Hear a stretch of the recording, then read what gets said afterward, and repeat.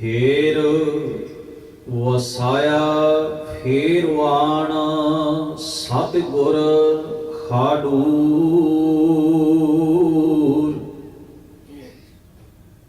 ਜਪ ਤਪ ਸੰਜਮ ਨਾਲ ਤੁਧ ਹੋਰ ਮੁਝ ਵਰੂਰ। ਫੇਰ ਵਸਾਇਆ ਫੇਰ ਵਾਣ ਸਤਿਗੁਰ ਖਾਡੂਰ। ਜਪ ਤਪ ਸੰਜਮ ਨਾਲ ਤੁਧ ਹੋਰ ਮੁਝ ਗਰੂਰ। ਲਬ ਵਿਣਾਹੇ ਮਾਨਸਾ ਜਿਉ ਪਾਣੀ ਬੂਰ। ਵਰੈ ਦਰਗਾਹ ਗੁਰੂ ਕੀ ਕੁਦਰਤੀ ਨੂਰ। ਜਿਤ ਸੁਹਾਥ ਨਾ ਲਭਈ ਤੂੰ ਓ ਠਰੂਰ। ਨੌ ਨਿਧ ਨਾਮ ਨਿਧਾਨ ਹੈ ਤੁਧ ਵਿੱਚ ਭਰਪੂਰ। ਨਿੰਦਾ ਤੇਰੀ ਜੋ ਕਰੀ ਸੋ ਅੰਨ ਚੂਰ। ਨੇੜੇ ਦਿਸੈ ਮਾਤ ਲੋਕ ਤੁਧ ਸੁਝੈ ਦੂਰ। ਫੇਰ ਵਸਾਇਆ ਫੇਰ ਵਾਣ ਸਤਿਗੁਰ ਖਾਡੂਰ। ਨੇੜੇ ਦਿਸੈ ਮਾਤ ਲੋਕ ਤੁਧ ਸੁਝੈ ਦੂਰ। ਫੇਰ ਵਸਾਇਆ ਫੇਰ ਵਾਣ ਸਤਿਗੁਰ ਖਾਡੂਰ। ਵਾਹਿਗੁਰੂ ਜੀ ਕਾ ਖਾਲਸਾ ਵਾਹਿਗੁਰੂ ਜੀ ਕੀ ਫਤਿਹ। ਪਰਮ ਸਤਿਕਾਰਯੋਗ ਧੰਨ ਧੰਨ ਗੁਰੂ ਗ੍ਰੰਥ ਸਾਹਿਬ ਸੱਚੇ ਪਾਤਸ਼ਾਹ ਮਹਾਰਾਜ ਜੀ ਦੇ ਪਾਵਨ ਦਰਬਾਰ ਵਿੱਚ ਸਜ ਬੈਠੇ ਗੁਰੂ ਪਿਆਰੇ ਗੁਰੂ ਸਵਾਰੇ ਸਤ ਸੰਗੀ ਜਨੋ, ਅਕਾਲ ਪੁਰਖ ਵਾਹਿਗੁਰੂ ਜੀ ਨੇ ਅਪਾਰ ਰਹਿਮਤ ਬਖਸ਼ਿਸ਼ ਕੀਤੀ ਹੈ। ਬੜੇ ਸਤਿਕਾਰ ਸਹਿਤ ਸਤਿਕਾਰਯੋਗ ਭਾਈ ਸਾਹਿਬ ਜੀ ਨੇ ਆਪਾਂ ਸਾਰਿਆਂ ਨੂੰ ਗੁਰੂ ਮਹਾਰਾਜ ਦੀ ਅੰਮ੍ਰਿਤਮਈ ਪਾਵਨ ਬਾਣੀ ਦਾ ਕੀਰਤਨ ਸ਼ਰਵਣ ਕਰਵਾਇਆ ਹੈ। ਭਾਈ ਸੱਤਾ ਤੇ ਬਲਵੰਡ ਜੀ ਦੀ ਉਚਾਰਨ ਕੀਤੀ ਹੋਈ ਇਹ ਵਾਰ, ਜਿਸ ਦੀ 5ਵੀਂ ਪੌੜੀ ਦਾ ਪਾਠ ਆਪ ਜੀ ਨੇ ਦਾਸ ਪਾਸੋਂ ਸ਼ਰਵਣ ਕੀਤਾ ਹੈ। ਧੰਨ ਧੰਨ ਸਤਿਗੁਰੂ ਗੁਰੂ ਨਾਨਕ ਸਾਹਿਬ ਮਹਾਰਾਜ ਸੱਚੇ ਪਾਤਸ਼ਾਹ ਜੀ ਤੋਂ ਬਖਸ਼ਿਸ਼ਾਂ ਦੀ ਪ੍ਰਾਪਤੀ ਕਰਕੇ ਧੰਨ ਗੁਰੂ ਅੰਗਦ ਸਾਹਿਬ ਸੱਚੇ ਪਾਤਸ਼ਾਹ ਮਹਾਰਾਜ ਨੇ ਜੋਤ 오ਹਾ ਜੁਗਤ ਸਾਏ, ਇਸ ਸਿਧਾਂਤ ਨੂੰ ਜਿਸ ਤਰ੍ਹਾਂ ਧੰਨ ਗੁਰੂ ਨਾਨਕ ਸਾਹਿਬ ਮਹਾਰਾਜ ਨੇ ਰੂਪਮਾਨ ਕੀਤਾ, ਪ੍ਰਗਟ ਕੀਤਾ, ਇਸੇ ਤਰ੍ਹਾਂ ਹੀ ਧੰਨ ਗੁਰੂ ਅੰਗਦ ਸਾਹਿਬ ਸੱਚੇ ਪਾਤਸ਼ਾਹ ਮਹਾਰਾਜ ਨੇ ਇਸ ਸਿਧਾਂਤ ਨੂੰ ਜਿਉਂ ਦਾ ਤਿਉਂ ਉਸੇ ਰੂਪ ਵਿੱਚ ਲਾਗੂ ਕਰਕੇ ਰੂਪਮਾਨ ਕਰਦਿਆਂ ਹੋਇਆਂ ਉਹੀ ਵਰਤਾਰਾ ਜਿਹੜਾ ਧੰਨ ਗੁਰੂ ਨਾਨਕ ਮਹਾਰਾਜ ਸੱਚੇ ਪਾਤਸ਼ਾਹ ਜੀ ਦੇ ਵਕਤ ਸੀ, ਧੰਨ ਗੁਰੂ ਅੰਗਦ ਸਾਹਿਬ ਮਹਾਰਾਜ ਦੇ ਵਕਤ ਵੀ ਵੇਖਣ ਵਿੱਚ ਆਇਆ। ਸਿੱਖ ਦਾ ਇਹ ਅਕੀਦਾ, ਇਹ ਵਿਸ਼ਵਾਸ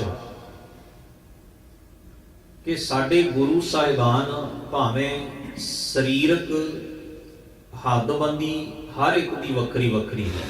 ਜਦੋਂ ਆਪਾਂ ਇਤਿਹਾਸ ਪੜ੍ਹਾਂਗੇ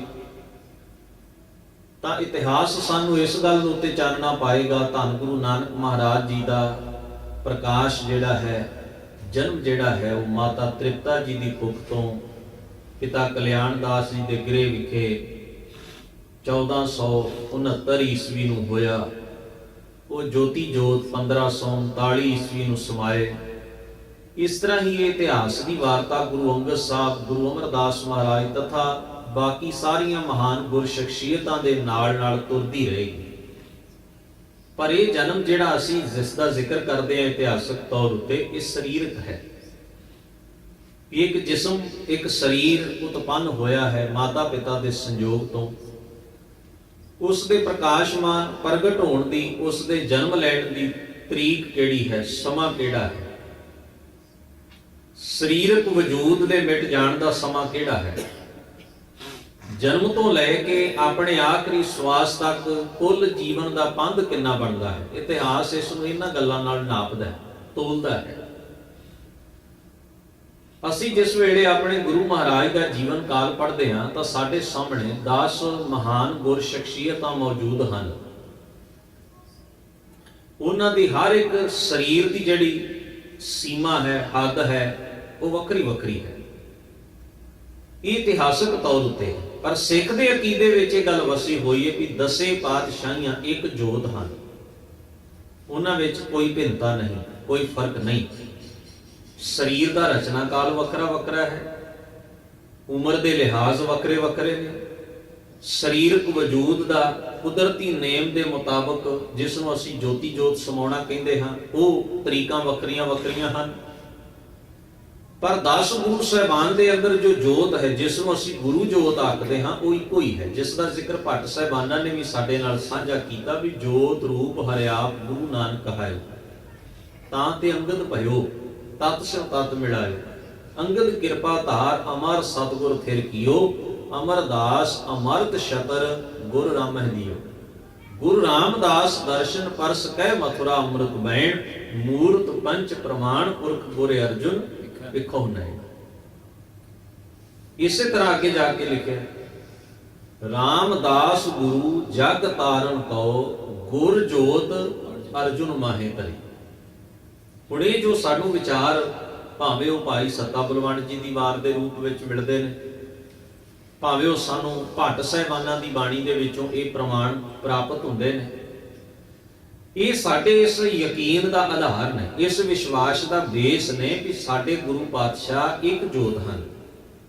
ਤਾਂ ਇਹ ਸਾਡੀ ਪੰਥਕ ਮਰਿਆਦਾ ਵਿੱਚ, ਗੁਰਮਤਿ ਦੀ ਰਹਿਣੀ ਵਿੱਚ ਇਹ ਸੰਕਲਪ ਫਿਰ ਦ੍ਰਿੜ ਕਰਵਾਇਆ ਗਿਆ, 10 ਗੁਰੂਆਂ ਨੂੰ, 10 ਪਾਤਸ਼ਾਹੀਆਂ ਨੂੰ ਇੱਕ ਜੋਤ ਜਾਣਨਾ, ਭਿੰਨਤਾ ਨਹੀਂ ਸਮਝਣੀ, ਫਰਕ ਨਹੀਂ ਸਮਝਣਾ ਵੀ ਗੁਰੂ ਨਾਨਕ ਕੁਝ ਹੋਰ ਨੇ, ਧੰਨ ਗੁਰੂ ਅੰਗਦ ਸਾਹਿਬ ਕੁਝ ਹੋਰ ਨੇ, ਜਾਂ ਗੁਰੂ ਨਾਨਕ ਸਾਹਿਬ ਤੇ ਗੁਰੂ ਗੋਬਿੰਦ ਸਿੰਘ ਸਾਹਿਬ ਮਹਾਰਾਜ ਕੁਝ ਹੋਰ ਨੇ। ਇੱਕ ਬੜੀ ਪਿਆਰੀ ਇਤਿਹਾਸ ਦੀ ਇਹ ਘਟਨਾ ਹੁੰਦੀ ਹੈ, ਜਿਸ ਦਾ ਜ਼ਿਕਰ ਸਬੂਤ ਦੇ ਰੂਪ ਵਿੱਚ ਭਾਈ ਸਾਹਿਬ ਭਾਈ ਗੁਰਦਾਸ ਜੀ ਨੇ ਆਪਣੀਆਂ ਵਾਰਾਂ ਦੇ ਵਿੱਚ ਦਿੱਤਾ ਹੈ। ਕਹਿੰਦੇ ਪੰਚਮ ਪਾਤਸ਼ਾਹ ਜੀ ਦੀ ਸ਼ਹੀਦੀ ਹੋਈ, ਜਿਸ ਦਾ ਜ਼ਿਕਰ ਇਤਿਹਾਸ ਚੋਂ ਸਾਨੂੰ ਮਿਲਦਾ ਹੈ 1606 ਈਸਵੀ ਨੂੰ। ਉਸ ਵਕਤ ਤਾਰੀਖ ਜਿਹੜੀ ਸੀ ਉਹ 30 ਮਈ ਸੀ, ਕਿਉਂਕਿ ਕੈਲੰਡਰਾਂ 'ਚ ਫੇਰ ਬਦਲ ਜਿਹੜਾ ਸਮੇਂ ਦੇ ਨਾਲ ਹੋਇਆ। 30 ਮਈ 1606 ਈਸਵੀ ਨੂੰ ਜਹਾਂਗੀਰ ਦੀ ਸਰਕਾਰ ਦੇ ਸਮੇਂ ਧੰਨ ਗੁਰੂ ਅਰਜਨ ਸਾਹਿਬ ਮਹਾਰਾਜ ਨੂੰ ਸ਼ਹੀਦ ਕੀਤਾ ਗਿਆ ਲਾਹੌਰ ਦੇ ਵਿੱਚ।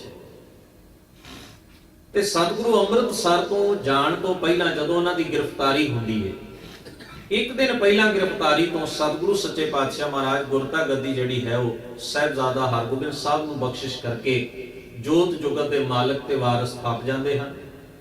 ਤੋਂ 6ਵੇਂ ਪਾਤਸ਼ਾਹ ਧੰਨ ਗੁਰੂ ਹਰਗੋਬਿੰਦ ਸਾਹਿਬ ਮਹਾਰਾਜ, ਜਿਨ੍ਹਾਂ ਨੇ ਇੱਕ ਲੰਬਾ ਜਿਹੜਾ ਪ੍ਰੋਸੈਸ, ਇੱਕ ਸਫ਼ਰ ਚੱਲ ਰਿਹਾ ਹੈ ਸਿੱਖੀ ਦਾ, ਇੱਕ ਮਿਸ਼ਨ, ਉਹਦੇ ਨਾਲ ਕੁਝ ਹੋਰ ਚੀਜ਼ਾਂ ਐਡ ਕੀਤੀਆਂ, ਜਿਵੇਂ ਇੱਕ ਫੌਜ ਦੀ ਰਚਨਾ ਕੀਤੀ, ਸ਼ਸਤਰਧਾਰੀ ਸਿੱਧੇ ਰੂਪ ਦੇ ਵਿੱਚ ਸਿੱਖਾਂ ਨੂੰ ਬਣਾਇਆ, ਆਗਿਆ ਕੀਤੀ ਸ਼ਸਤਰ ਰੱਖੋ, ਸ਼ਿਕਾਰ ਖੇਡਣਾ, ਔਰ ਤਖਤ ਦੀ ਰਚਨਾ ਕਰਨੀ, ਤਖਤ ਨੂੰ ਪ੍ਰਗਟ ਕਰਨਾ, ਆਪ ਫੈਸਲੇ ਕਰਨੇ, ਹੋਰ ਬਹੁਤ ਕੁਝ ਹੈ, ਢਾਡੀ ਕਲਾ ਨੂੰ ਲੈ ਕੇ ਆਉਣਾ। ਇਹ ਸਾਰੀਆਂ ਗੱਲਾਂ ਜਿੰਨੀਆਂ ਵੀ ਅਸੀਂ ਉਹਨਾਂ ਦੇ ਜੀਵਨ 'ਚ ਪੜ੍ਹਦੇ ਹਾਂ, ਕਿਉਂ ਇਹ ਗੱਲ ਸਾਨੂੰ ਉਦੋਂ ਪਤਾ ਲੱਗਦੀ ਹੈ ਜਦੋਂ ਬਾਅਦ ਵਿੱਚ ਹਜ਼ੂਰ ਛੇਵੇਂ ਪਾਤਸ਼ਾਹ ਨੂੰ ਆਪਣੇ ਜੀਵਨ ਕਾਲ ਵਿੱਚ 4 ਜੰਗਾਂ ਵੀ ਉਹਨਾਂ ਨੇ ਲੜੀਆਂ। ਉਸ ਵੇਲੇ ਕੁੰਡੀ ਖੁੱਲੀ ਵੀ ਮਹਾਰਾਜ ਨੇ ਕਿਉਂ ਸਿੱਖਾਂ ਨੂੰ ਸ਼ਸਤਰਧਾਰੀ ਹੋਣ ਦਾ, ਇਹ ਫੌਜਾਂ ਰੱਖਣੇ, ਇਹ ਕਿਲੇ ਬਣਾਉਣੇ, ਇਹ ਸਾਰਾ ਕੁਝ ਕਿਉਂ ਸਤਿਗੁਰਾਂ ਨੇ ਆਰੰਭ ਕੀਤਾ ਸੀ। ਕਿਉਂਕਿ ਹਜ਼ੂਰ ਦੀ ਦੂਰਦ੍ਰਿਸ਼ਟੀ ਇਹ ਕਹਿੰਦੀ ਸੀ ਕਿ ਉਹ ਵਕਤ ਨਜ਼ਦੀਕ ਆਉਣ ਵਾਲਾ ਹੈ, ਉਹ ਸਮਾਂ ਨੇੜੇ ਢੁੱਕ ਰਿਹਾ ਹੈ। ਤੋ ਸਾਡੇ ਕੋਲ ਉਸ ਉੱਠ ਕੇ ਆ ਰਹੀ ਜਿਹੜੀ ਜ਼ੁਲਮ ਦੀ ਕਾਂਗ, ਉਹਨੂੰ ਰੋਕਣ ਵਾਸਤੇ ਤਿਆਰੀ ਚਾਹੀਦੀ ਹੈ। ਉਹ ਤਿਆਰੀ ਮਹਾਰਾਜ ਨੇ ਪਹਿਲਾਂ ਆਰੰਭ ਕਰ ਦਿੱਤੀ। ਪਰ ਇੱਥੇ ਭਾਈ ਗੁਰਦਾਸ ਜੀ ਨੇ ਜਿਹੜਾ ਜ਼ਿਕਰ ਕੀਤਾ ਹੈ ਆਪਣੀਆਂ ਵਾਰਾਂ ਦੇ ਵਿੱਚ, ਉਹ ਕਹਿੰਦੇ ਨੇ ਕਈ ਇੱਕ ਗੁਰਸਿੱਖਾਂ ਦੇ ਜਾਂ ਕਈ ਇੱਕ ਐਸੇ ਲੋਕਾਂ ਦੇ ਮਨ ਅੰਦਰ ਇੱਕ ਸ਼ੰਕਾ ਵੀ ਪੈਦਾ ਹੋ ਗਈ। ਉਹਨਾਂ ਨੇ ਸਮਝਿਆ ਕਿ ਪਹਿਲੇ ਗੁਰੂ ਨਾਨਕ ਸਾਹਿਬ ਤੋਂ ਲੈ ਕੇ ਗੁਰੂ ਅਰਜਨ ਸਾਹਿਬ ਮਹਾਰਾਜ ਤੱਕ ਜਿੰਨੀਆਂ ਮਹਾਨ ਗੁਰ ਸ਼ਖਸੀਅਤਾਂ ਨੇ, ਉਹਨਾਂ ਦਾ ਕੁਝ ਤਰੀਕਾ ਵੱਖਰਾ ਸੀ ਤੇ ਧੰਨ ਗੁਰੂ ਹਰਗੋਬਿੰਦ ਸਾਹਿਬ ਮਹਾਰਾਜ ਨੇ ਸਿੱਖੀ ਦੀ ਜਿਹੜੀ ਰੂਪ ਰੇਖਾ ਹੈ ਜਾਂ ਰਸਤਾ ਜਿਹੜਾ, ਇਹਦੇ 'ਚ ਤਬਦੀਲੀ ਲੈ ਆਉਂਦੀ ਹੈ, ਇਹਦੇ 'ਚ ਫਰਕ ਲੈ ਆਉਂਦਾ ਹੈ। ਜਿਵੇਂ ਪਹਿਲਾਂ ਫੌਜਾਂ ਨਹੀਂ ਸਨ, ਹੁਣ ਮਹਾਰਾਜ ਨੇ ਫੌਜਾਂ ਰੱਖ ਲਈਆਂ। ਪਹਿਲਾਂ ਕਿਲੇ ਨਹੀਂ ਸਨ ਬਣਾਏ ਜਾਂਦੇ, ਕਿਲੇ ਬਣਾ ਲਏ। ਪਹਿਲਾਂ ਸਤਿਗੁਰੂ ਸੱਚੇ ਪਾਤਸ਼ਾਹ ਮਹਾਰਾਜ ਕੋਈ ਸ਼ਿਕਾਰ ਖੇਡਣ ਵਾਲੀ ਇਸ ਤਰ੍ਹਾਂ ਦੀ ਸਿੱਧੀ ਕਾਰਵਾਈ ਨਹੀਂ ਸੀ ਹੁੰਦੀ, ਹੁਣ ਉਹ ਵੀ ਹੋਣ ਲੱਗ ਪਈ।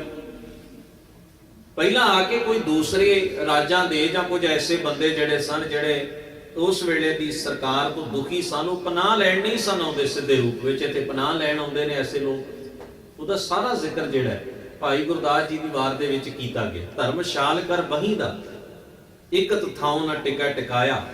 ਪਹਿਲੇ ਗੁਰੂ ਮਹਾਰਾਜ ਧਰਮਸ਼ਾਲ ਵਿੱਚ ਬੈਠਦੇ ਸਨ, ਇਹ ਗੁਰੂ ਇੱਕ ਜਗ੍ਹਾ ਦੇ ਉੱਤੇ ਟਿਕ ਨਹੀਂ ਬੈਠਦਾ।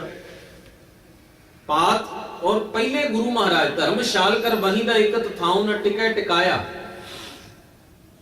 ਔਰ ਦੂਸਰੀ ਗੱਲ, ਪਹਿਲੇ ਗੁਰੂ ਬਾਣੀ ਉਚਾਰਦੇ ਸਨ, ਬਾਣੀ ਵੀ ਨਹੀਂ ਉਚਾਰਦਾ। ਯਾਨੀ ਕਿ ਕਹਿਣ ਤੋਂ ਭਾਵ ਹੈ ਉਹਨਾਂ ਦੇ ਕੋਲ ਦਲੀਲਾਂ ਬਹੁਤ ਸਨ, ਤਰਕ ਬਹੁਤ ਸਨ, ਲੌਜਿਕ ਆਪਣਾ ਸੀ ਕਿ ਦੇਖੋ ਆ ਕਿੰਨੀ ਚੇਂਜਿੰਗ ਹੈ, ਕਿੰਨੀ ਤਬਦੀਲੀ ਹੈ, ਕਿੰਨਾ ਪਰਿਵਰਤਨ ਹੈ, ਕਿੰਨਾ ਫੇਰ ਬਦਲ ਹੋ ਗਿਆ ਸਾਰੀ ਗੱਲ ਦੇ ਵਿੱਚ। ਸੇਵਕ ਪਾਸ ਨਾ ਰੱਖੀਆ, ਦੋਖੀ ਦੁਸ਼ਟ ਆਗੂ ਮੋਹ ਲਾਇਆ। ਔਰ ਮੰਜੀ ਬੈ ਸੰਤੋਖ ਦਾ ਕੁੱਤੇ ਰੱਖ ਸ਼ਿਕਾਰ ਖਿਲਾਇਆ। ਪਹਿਲੇ ਗੁਰੂ ਮਹਾਰਾਜ ਇੱਕ ਜਗ੍ਹਾ ਤੇ ਬੈਠ ਕੇ ਧਰਮ ਉਪਦੇਸ਼ ਦਿੰਦੇ, ਇਹਨਾਂ ਨੇ ਨਾਲ ਹੁਣ ਸ਼ਿਕਾਰ ਖੇਡਣਾ ਵੀ ਸ਼ੁਰੂ ਕਰ ਦਿੱਤਾ ਹੈ। ਹੁਣ ਦੇ ਤੁਸੀਂ ਗੌਰ ਕਰੋ, ਇਹ ਫਰਕ ਜਿਹੜੇ ਨੇ, ਇਹ ਜੋ ਬਾਹਰੀ ਤੌਰ ਉੱਤੇ ਨਜ਼ਰ ਆ ਰਹੇ ਨੇ, ਇਹਨਾਂ ਨੇ ਕਈਆਂ ਦੇ ਮਨਾਂ ਦੇ ਅੰਦਰ ਇਹ ਸ਼ੰਕਾ ਪੈਦਾ ਕਰ ਦਿੱਤੀ। ਪਰ ਭਾਈ ਸਾਹਿਬ ਜੀ ਨੇ ਸਾਰੀ ਪੌੜੀ ਦਾ ਜੋ ਪਾਠ ਹੈ ਉਹਦੇ ਅਖੀਰ ਉੱਤੇ ਜਾ ਕੇ ਲਿਖਦੇ ਨੇ, ਕਹਿੰਦੇ ਨੇ ਵੀ ਜਿਹੜਾ ਸਿੱਖ ਹੈ ਉਹ ਫੁੱਲ ਦੇ ਰੰਗ ਨੂੰ, ਜਿਵੇਂ ਭਵਰਾ ਫੁੱਲ ਦੇ ਰੰਗ ਨੂੰ ਨਹੀਂ ਨਾ ਵੇਖਦਾ, ਉਹ ਤਾਂ ਸੁਗੰਧ ਨੂੰ ਮਾਣਦਾ, ਉਹਦੇ ਰਸ ਨੂੰ ਮਾਣਦਾ ਵੀ ਰਸ ਤੇ ਇੱਕੋ ਜਿਹਾ ਹੀ ਹੈ। ਦੋ ਤਰ੍ਹਾਂ ਦੇ ਫੁੱਲ ਨੇ, ਉਹਨਾਂ ਦਾ ਕਲਰ ਵੱਖਰਾ ਵੱਖਰਾ ਹੈ, ਉਹਨਾਂ ਦੀ ਸ਼ੇਪ ਵੱਖਰੀ ਵੱਖਰੀ ਹੈ। ਪਰ ਜਦੋਂ ਭਵਰਾ ਆ ਕੇ ਉਹਨਾਂ ਫੁੱਲਾਂ ਦੇ ਉੱਤੇ ਬੈਠਦੇ ਤੇ ਉਹ ਰੰਗ ਦੀ ਵਜ੍ਹਾ ਕਰਕੇ ਨਹੀਂ ਬੈਠਦਾ, ਉਹਨਾਂ ਦੀ ਸ਼ਕਲ ਦੀ ਵਜ੍ਹਾ ਕਰਕੇ ਨਹੀਂ ਬੈਠਦਾ, ਉਹਦੇ ਰਸ ਦੀ ਵਜ੍ਹਾ ਕਰਕੇ ਬੈਠਦਾ, ਉਹਦੇ ਵਿੱਚੋਂ ਉਹ ਰਸ ਪੀਂਦਾ ਹੈ। ਇਸੇ ਤਰ੍ਹਾਂ ਗੁਰੂ ਦਾ ਸਿੱਖ ਜਿਹੜਾ ਚਰਨ ਕਮਲ ਸਿੱਖ ਭਵਰ ਲੁਭਾਇਆ, ਸਿੱਖ ਭਵਰੇ ਦੀ ਨਿਆਈ ਹੈ, ਜਿਸ ਨੂੰ ਇਸ ਗੱਲ ਦਾ ਭੇਦ ਹੈ ਕਿ ਗੁਰਮਤ ਦਾ ਰਸ ਕੀ ਹੈ, ਉਹ ਤਾਂ ਰਸ ਪੀ ਰਿਹਾ ਹੈ। ਜਿਨ੍ਹਾਂ ਨੂੰ ਇਸ ਰਸ ਦਾ ਗਿਆਨ ਨਹੀਂ, ਜਿਨ੍ਹਾਂ ਨੂੰ ਇਸ ਫਿਲਾਸਫੀ ਦਾ ਗਿਆਨ ਨਹੀਂ, ਜਿਨ੍ਹਾਂ ਨੂੰ ਗੁਰੂ ਘਰ ਦੇ ਇਸ ਮਿਸ਼ਨ ਦੇ ਵਹਾ ਦਾ ਢੰਗ ਤੇ ਤਰੀਕਾ ਤੇ ਜੁਗਤ ਦਾ ਇਲਮ ਨਹੀਂ ਹੈ ਸੱਚੇ ਦਿਲੋਂ, ਉਹ ਬਾਰੀ-ਬਾਰੀ ਰੂਪ ਰੇਖਾ ਜੀ ਵੇਖ ਕੇ ਆਪਣੇ ਨਿਰਣੇ ਬਣਾ ਰਹੇ ਨੇ, ਕੋਸ਼ਿਸ਼ ਕਰ ਰਹੇ ਨੇ, ਤਾਂ ਕਿ ਉਹਨਾਂ ਦਾ ਇਹ ਯਤਨ ਹੈ ਕਿ ਗੁਰੂ ਹਰਗੋਬਿੰਦ ਸਾਹਿਬ ਮਹਾਰਾਜ ਨੂੰ ਪਹਿਲੇ 5 ਗੁਰੂਆਂ ਨਾਲੋਂ ਵੱਖਰਾ ਕਰਕੇ ਨਿਖੇੜ ਕੇ ਵੇਖਿਆ ਜਾਵੇ। ਉਹਨਾਂ ਨੂੰ ਗਿਆਨ ਨਹੀਂ ਕਿ ਸਿੱਖੀ ਦੇ ਅੰਦਰ ਜਾਂ ਗੁਰਮਤ ਦੇ ਅੰਦਰ ਇਹ ਸਾਰੀਆਂ ਗੱਲਾਂ ਮੌਜੂਦ ਹਨ। ਜਦੋਂ ਹਜ਼ੂਰ ਗੁਰੂ ਨਾਨਕ ਸਾਹਿਬ ਕਹਿ ਰਹੇ ਨੇ, ਜੇ ਜੀਵੈ ਪਤ ਲੱਤੀ ਜਾਏ ਸਭ ਹਰਾਮ ਜੇਤਾ ਕਿਛ ਖਾਏ, ਜਦੋਂ ਗੁਰੂ ਸਾਹਿਬ ਪਹਿਲੇ ਜਾਮੇ ਦੇ ਵਿੱਚ ਇਹ ਗੱਲ ਆਖਦੇ ਹਨ, ਰਾਤ ਪੀਨੇ ਰਾਜੇ ਸਿਰੇ ਉੱਪਰ ਰੱਖੀਏ ਐਵੇਂ ਜਾਪੈ ਭਾਉ, ਕਲਕਾਤੀ ਰਾਜੇ ਕਸਾਈ ਧਰਮ ਪੰਥ ਰੁੜ ਰਿਹਾ, ਕੂੜੋ ਮਾਵਸਾ ਚੰਦਰਮਾ ਦੀਸੈ ਨਹੀਂ ਕਹਿ ਚੜਿਆ। ਬਾਬਰ ਨੂੰ ਜਾਬਰ ਕਹਿਣਾ, ਗੁਰੂ ਅੰਗਦ ਸਾਹਿਬ ਮਹਾਰਾਜ ਦਾ ਬੜੀ ਗੈਰਤਮਈ ਢੰਗ ਦੇ ਨਾਲ ਹਮਾਜੂ ਦੇ ਹਉਮੈ ਦਾ ਉੱਤਰ ਦੇਣਾ, ਬੇਝਿਜਕ ਹੋ ਕੇ ਅਕਬਰ ਦਾ ਗੁਰੂ ਦਰਬਾਰ ਵਿੱਚ ਆਉਣਾ, ਵਿਰੋਧੀਆਂ ਦੀਆਂ ਉਜਾਂ ਲਾਉਣੀਆਂ, ਵਿਰੋਧੀਆਂ ਨੇ ਉਜਾਂ ਲਾਉਣੀਆਂ ਗੁਰੂ ਸਾਹਿਬ ਦੀਆਂ, ਤੇ ਸਤਿਗੁਰਾਂ ਦਾ ਬਾਦਲੀਲ ਉੱਤਰ ਦੇਣਾ। ਬੜੇ ਐਸੇ ਪੱਖ ਨੇ ਗੁਰੂ ਦਰਬਾਰ ਦੇ ਵਿੱਚ। ਫਿਰ ਧੰਨ ਗੁਰੂ ਗ੍ਰੰਥ ਸਾਹਿਬ ਦੀ ਬਾਣੀ ਦੇ ਵਿੱਚ ਇਸ ਗੱਲ ਦਾ ਜ਼ਿਕਰ ਹੈ ਕਿ ਰਾਜੇ ਚੁੜੀ ਨਿਆਮ, ਕੋਈ ਵੀ ਖੇਤਰ ਗੁਰੂ ਨੇ ਪਹਿਲਾਂ ਹੀ ਆਪਣੀ ਫਿਲਾਸਫੀ 'ਚ ਖਾਲੀ ਨਹੀਂ ਛੱਡਿਆ। ਹਾਂ, ਹਰ ਇੱਕ ਚੀਜ਼ ਨੂੰ ਲਾਗੂ ਕਰਨ ਦਾ ਇੱਕ ਵਕਤ ਹੁੰਦਾ ਹੈ, ਇੱਕ ਸਮਾਂ ਹੁੰਦਾ ਹੈ। ਉਹ ਸਮਾਂ ਜਿਹੜਾ ਅਸੀਂ ਹੁਣ ਆਖੀਏ ਵੀ ਗੁਰੂ ਨਾਨਕ ਮਹਾਰਾਜ ਪਾਤਸ਼ਾਹ ਨੇ ਖਾਲਸਾ ਪ੍ਰਗਟ ਕਿਉਂ ਨਹੀਂ ਕਰ ਦਿੱਤਾ, ਵਕਤ ਹੈ।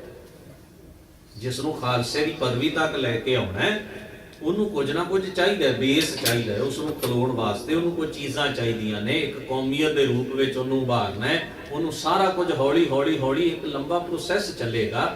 ਫਿਰ ਉਸ ਤੋਂ ਬਾਅਦ ਉਹ ਸਾਰਾ ਕੁਝ ਉਹਨੂੰ ਵਕਤ ਆਉਣ ਦੇ ਉੱਤੇ ਨਾਲੋਂ ਨਾਲ ਜਿਹੜੀ ਜਿਹੜੀ ਚੀਜ਼ ਦੀ ਸਮੇਂ ਦੀ ਮੰਗ ਹੋਏਗੀ ਉਹਨੂੰ ਨਾਲ ਨਾਲ ਦਿੱਤਾ ਜਾਏਗਾ।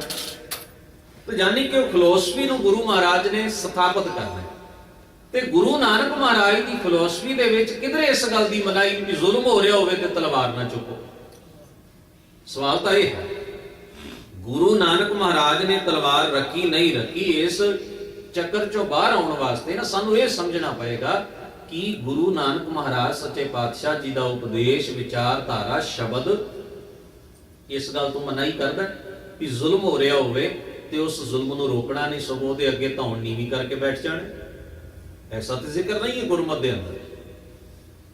ਸ਼ਬਦ ਨੇ ਜਿਨ੍ਹਾਂ ਦੇ ਬਾਬਤ ਅਸੀਂ ਕਹਿੰਦੇ ਆ ਕਿ ਜਿਸ ਵੇਲੇ ਬਾਬਰ ਨੇ ਹਮਲਾ ਕੀਤਾ ਭਾਰਤ ਦੇ ਉੱਤੇ, ਗੁਰੂ ਨਾਨਕ ਮਹਾਰਾਜ ਸੱਚੇ ਪਾਤਸ਼ਾਹ ਨੇ ਉਹ ਦ੍ਰਿਸ਼ ਆਪਣੀਆਂ ਅੱਖਾਂ ਨਾਲ ਵੇਖਿਆ ਔਰ ਹੰਢਾਇਆ ਵੀ। ਉਹਦੇ ਵਿੱਚ ਜ਼ਿਕਰ ਹੈ ਇੱਕ ਥਾਂ ਤੇ ਸਤਿਗੁਰੂ ਮਹਾਰਾਜ ਨੇ ਹਾਲਾਤ ਦੱਸੇ ਵੀ ਇੱਕ ਪਾਸੇ ਫੌਜ ਤਿਆਰੀ ਕਰਕੇ ਆ ਰਹੀ ਸੀ, ਇਧਰ ਹਾਕਮਾਂ ਨੂੰ ਦੱਸਿਆ ਗਿਆ ਮੁਗਲਾਂ ਤੇ ਪਠਾਨਾਂ ਦੀ ਲੜਾਈ ਹੋ ਰਹੀ ਸੀ। ਮੁਗਲਾਂ ਨੇ ਹਮਲਾ ਕੀਤਾ ਬਾਬਰ ਦੇ ਰੂਪ ਵਿੱਚ, ਪਠਾਨਾਂ ਦਾ ਰਾਜ ਸੀ ਭਾਰਤ ਦੇ ਵਿੱਚ। ਤੇ ਇਧਰ ਦੇ ਪਠਾਨਾਂ ਨੂੰ ਪਹਿਲਾਂ ਇਸ ਗੱਲ ਤੋਂ ਸੁਚੇਤ ਕਰ ਦਿੱਤਾ ਗਿਆ ਬਾਬਰ ਦੀ ਫੌਜ ਆ ਰਹੀ ਹੈ, ਹਮਲਾ ਹੋਏਗਾ, ਨੁਕਸਾਨ ਹੋਏਗਾ, ਤੁਹਾਨੂੰ ਕੁਝ ਨਾ ਕੁਝ ਹੀਲਾ ਕਰਨਾ ਚਾਹੀਦਾ, ਉਦਮ ਕਰਨਾ ਚਾਹੀਦਾ। ਕਿਉਂ? ਕਿਉਂਕਿ ਤੁਸੀਂ ਪ੍ਰਜਾ ਦੇ ਰਖਵਾਲੇ ਹੋ, ਤੁਹਾਡਾ ਫਰਜ਼ ਬਣਦਾ।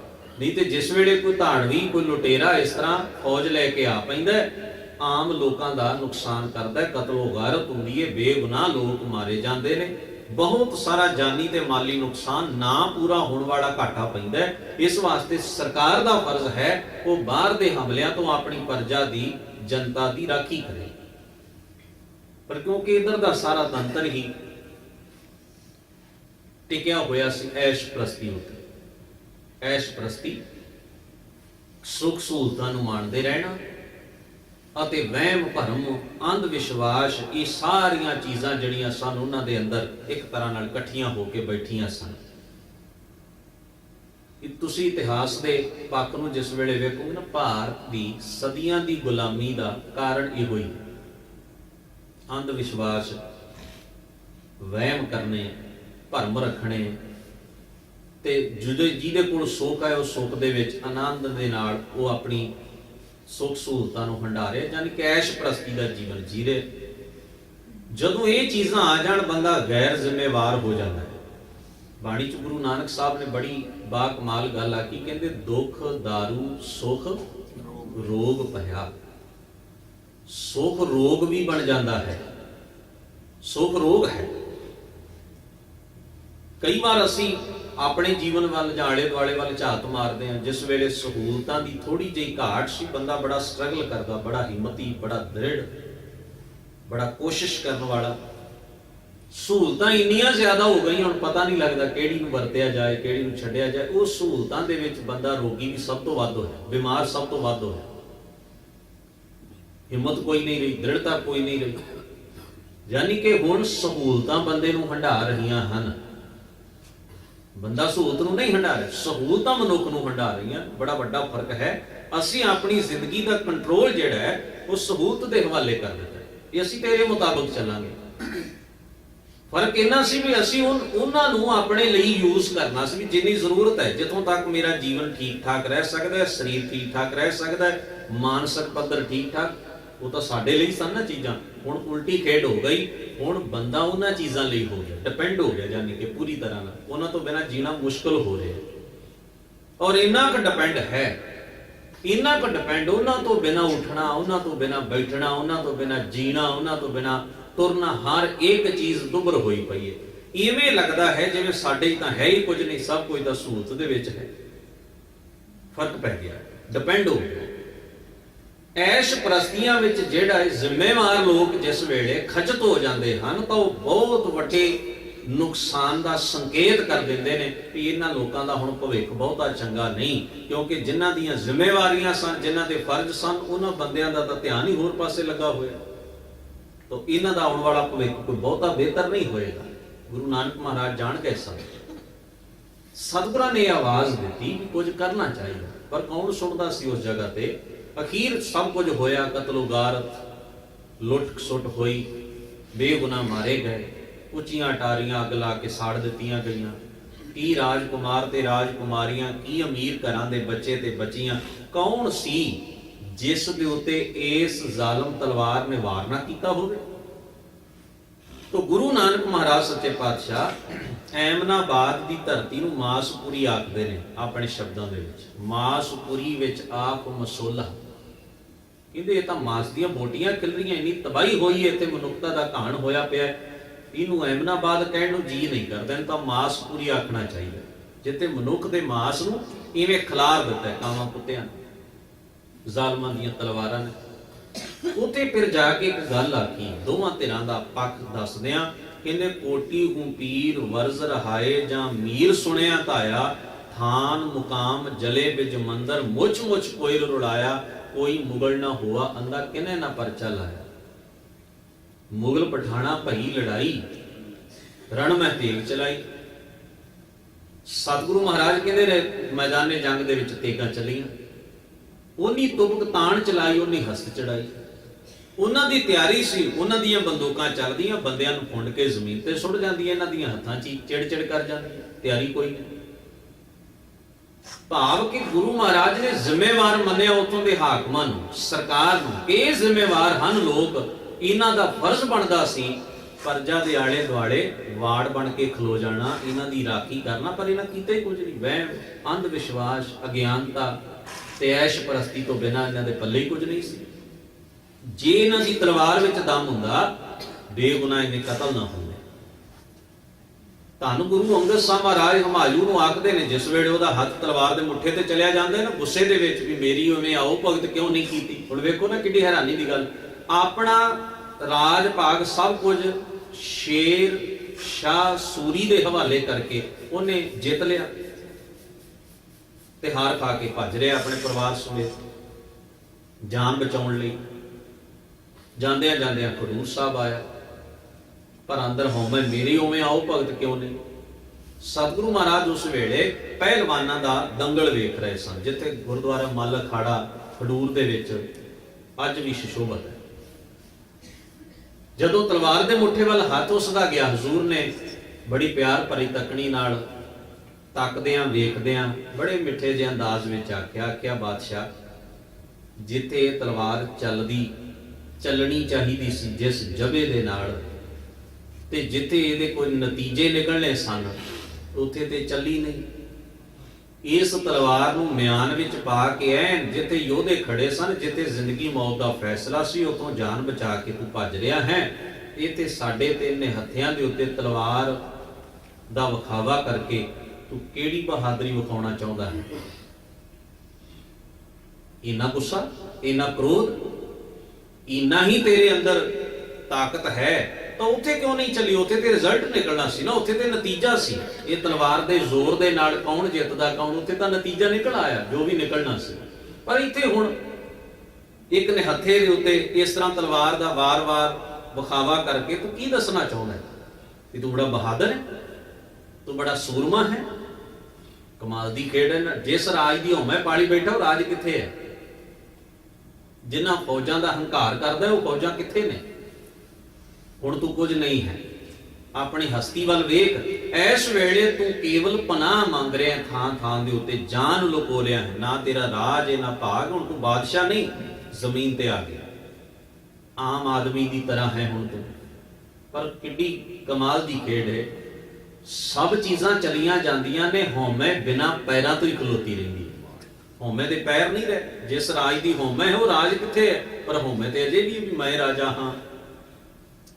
ਗੁਰੂ ਮਹਾਰਾਜ ਨੇ ਇਸੇ ਕਰਕੇ ਆਖਿਆ ਨਾ ਬਾਣੀ ਦੇ ਅੰਦਰ, ਸ਼ੇਖ ਫਰੀਦ ਸਾਹਿਬ ਕਹਿੰਦੇ, ਫਰੀਦਾ ਦੁਨੀ ਵਜਾਈ ਵੱਜਦੀ ਤੂੰ ਵੀ ਵਜੈ ਨਾਲ, ਸੋਈ ਜਿਉ ਨਾ ਵੱਜਦਾ ਜਿਸ ਅੱਲਾਹ ਕਰਦਾ ਸਾਰ। ਅਸੀਂ ਹਉਮੈ ਦੇ ਮਾਇਆ ਦੇ ਵੱਜਦੇ, ਮਾਇਆ ਬੋਲਣ ਪੈ ਰਵਾਣੀ, ਮਾਇਆ ਦੇ ਵਾਜਿਆਂ ਵਾਂਗ ਵੱਜ ਰਹੇ। ਬੋਲੀ ਅਸੀਂ ਹਉਮੈ ਦੀ ਬੋਲ ਰਹੇ, ਮਨੁੱਖਾਂ ਵਾਲੀ ਤਾਂ ਟਿਊਨ ਹੀ ਨਹੀਂ ਸਾਡੀ, ਗੱਲਬਾਤ ਹੀ ਨਹੀਂ। ਈਰਖਾ ਚੋਂ ਬੋਲਦੇ ਹਾਂ, ਹਉਮੈ ਚੋਂ ਬੋਲਦੇ ਹਾਂ, ਕ੍ਰੋਧ ਚੋਂ ਬੋਲਦੇ ਹਾਂ। ਇਵੇਂ ਲੱਗਦਾ ਹੈ ਜਿਵੇਂ ਆਪਣੀ ਮਰਜ਼ੀ ਨਾਲ ਤੇ ਬੋਲਣਾ ਹੀ ਛੱਡ ਦਿੱਤਾ, ਜਾਚ ਹੀ ਨਹੀਂ ਰਹੀ ਆਪਣੇ ਆਪ ਬੋਲਣ ਦੀ। ਜਾਂ ਤਾਂ ਈਰਖਾ ਚੋਂ ਬੋਲਾਂਗੇ, ਜਾਂ ਕ੍ਰੋਧ ਵਿੱਚੋਂ ਬੋਲਾਂਗੇ, ਜਾਂ ਹਉਮੈ ਵਿੱਚੋਂ ਬੋਲਾਂਗੇ। ਔਰ ਇਹੋ ਜਿਹੇ ਬੋਲ ਜਿੱਥੋਂ ਤੱਕ ਵੀ ਪਹੁੰਚਣਗੇ ਤਬਾਹੀ ਹੀ ਪੈਦਾ ਕਰਨਗੇ। ਗੌਰ ਕਰੋ, ਤਬਾਹੀ ਹਰ ਜਗ੍ਹਾ ਦੇ ਉੱਤੇ ਤਬਾਹੀ ਪੈਦਾ ਕਰਨਗੇ। ਕੋਈ ਚੰਗਾ ਮਾਹੌਲ ਪੈਦਾ ਨਹੀਂ ਕਰਨਗੇ ਇਹ ਬੋਲ। ਘਰ ਵਿੱਚ ਬੋਲ ਕੇ ਵੇਖ ਲਓ, ਸਿਵਾਏ ਪਰੇਸ਼ਾਨੀਆਂ ਤੋਂ ਇਸ ਬੋਲੀ ਚੋਂ ਕੁਝ ਨਹੀਂ ਨਿਕਲ ਸਕਦਾ। ਤੁਸੀਂ ਬਾਹਰ ਬੋਲ ਕੇ ਵੇਖ ਲਓ, ਸਿਵਾਏ ਪਰੇਸ਼ਾਨੀ ਤੋਂ ਕੋਈ ਕ੍ਰੀਏਸ਼ਨ ਨਹੀਂ ਹੋਏਗੀ। ਕਹਿਣ ਤੋਂ ਭਾਵ ਹੈ ਸਤਿਗੁਰੂ ਮਹਾਰਾਜ ਨੇ ਸੁਚੇਤ ਕੀਤਾ, ਪਰ ਕਿੰਨੀ ਦ੍ਰਿੜਤਾ ਨਾਲ, ਕਿੰਨੀ ਚੜ੍ਹਦੀ ਕਲਾ ਨਾਲ। ਐਸੇ ਬਹੁਤ ਸਾਰੇ ਪੱਖ ਗੁਰ ਇਤਿਹਾਸ ਵਿੱਚੋਂ। ਮੇਰਾ ਕਹਿਣ ਦਾ ਭਾਵ ਕੇਵਲ ਇੰਨਾ ਹੈ ਇਸ ਸਾਰੀ ਵਿਚਾਰ ਤੋਂ, ਵੀ ਜਿਹੜੇ ਸਿੱਖ ਭਾਈ ਗੁਰਦਾਸ ਜੀ ਕਹਿੰਦੇ ਨੇ ਜਿਨ੍ਹਾਂ ਨੂੰ ਗੁਰਮਤ ਦਾ ਰਸ, ਗੁਰਮਤ ਦੇ ਸਿਧਾਂਤ, ਗੁਰਮਤੀ ਵਿਚਾਰ ਤੇ ਗੁਰੂ ਦੇ ਜੋ ਸਾਡੀ ਦੇਣ ਹੈ, ਗੁਰੂ ਸਾਨੂੰ ਦੇਣਾ ਚਾਹੁੰਦਾ ਹੈ, ਉਸ ਬਾਰੇ ਜਿਨ੍ਹਾਂ ਨੂੰ ਸੋਝੀ ਹੈ, ਉਹ ਭਵਰੇ ਵਰਗੇ ਹਨ। ਉਹ ਇਹ ਨਹੀਂ ਵੇਖ ਰਹੇ ਫੁੱਲ ਦੀ ਸ਼ਕਲ ਕਿਹੋ ਜਿਹੀ, ਫੁੱਲ ਦੀ ਬਣਾਵਟ ਕਿਹੋ ਜਿਹੀ। ਉਹਨਾਂ ਨੂੰ ਪਤਾ ਹੈ ਰਸ ਸਾਰਿਆਂ 'ਚ ਇੱਕੋ ਜਿਹਾ।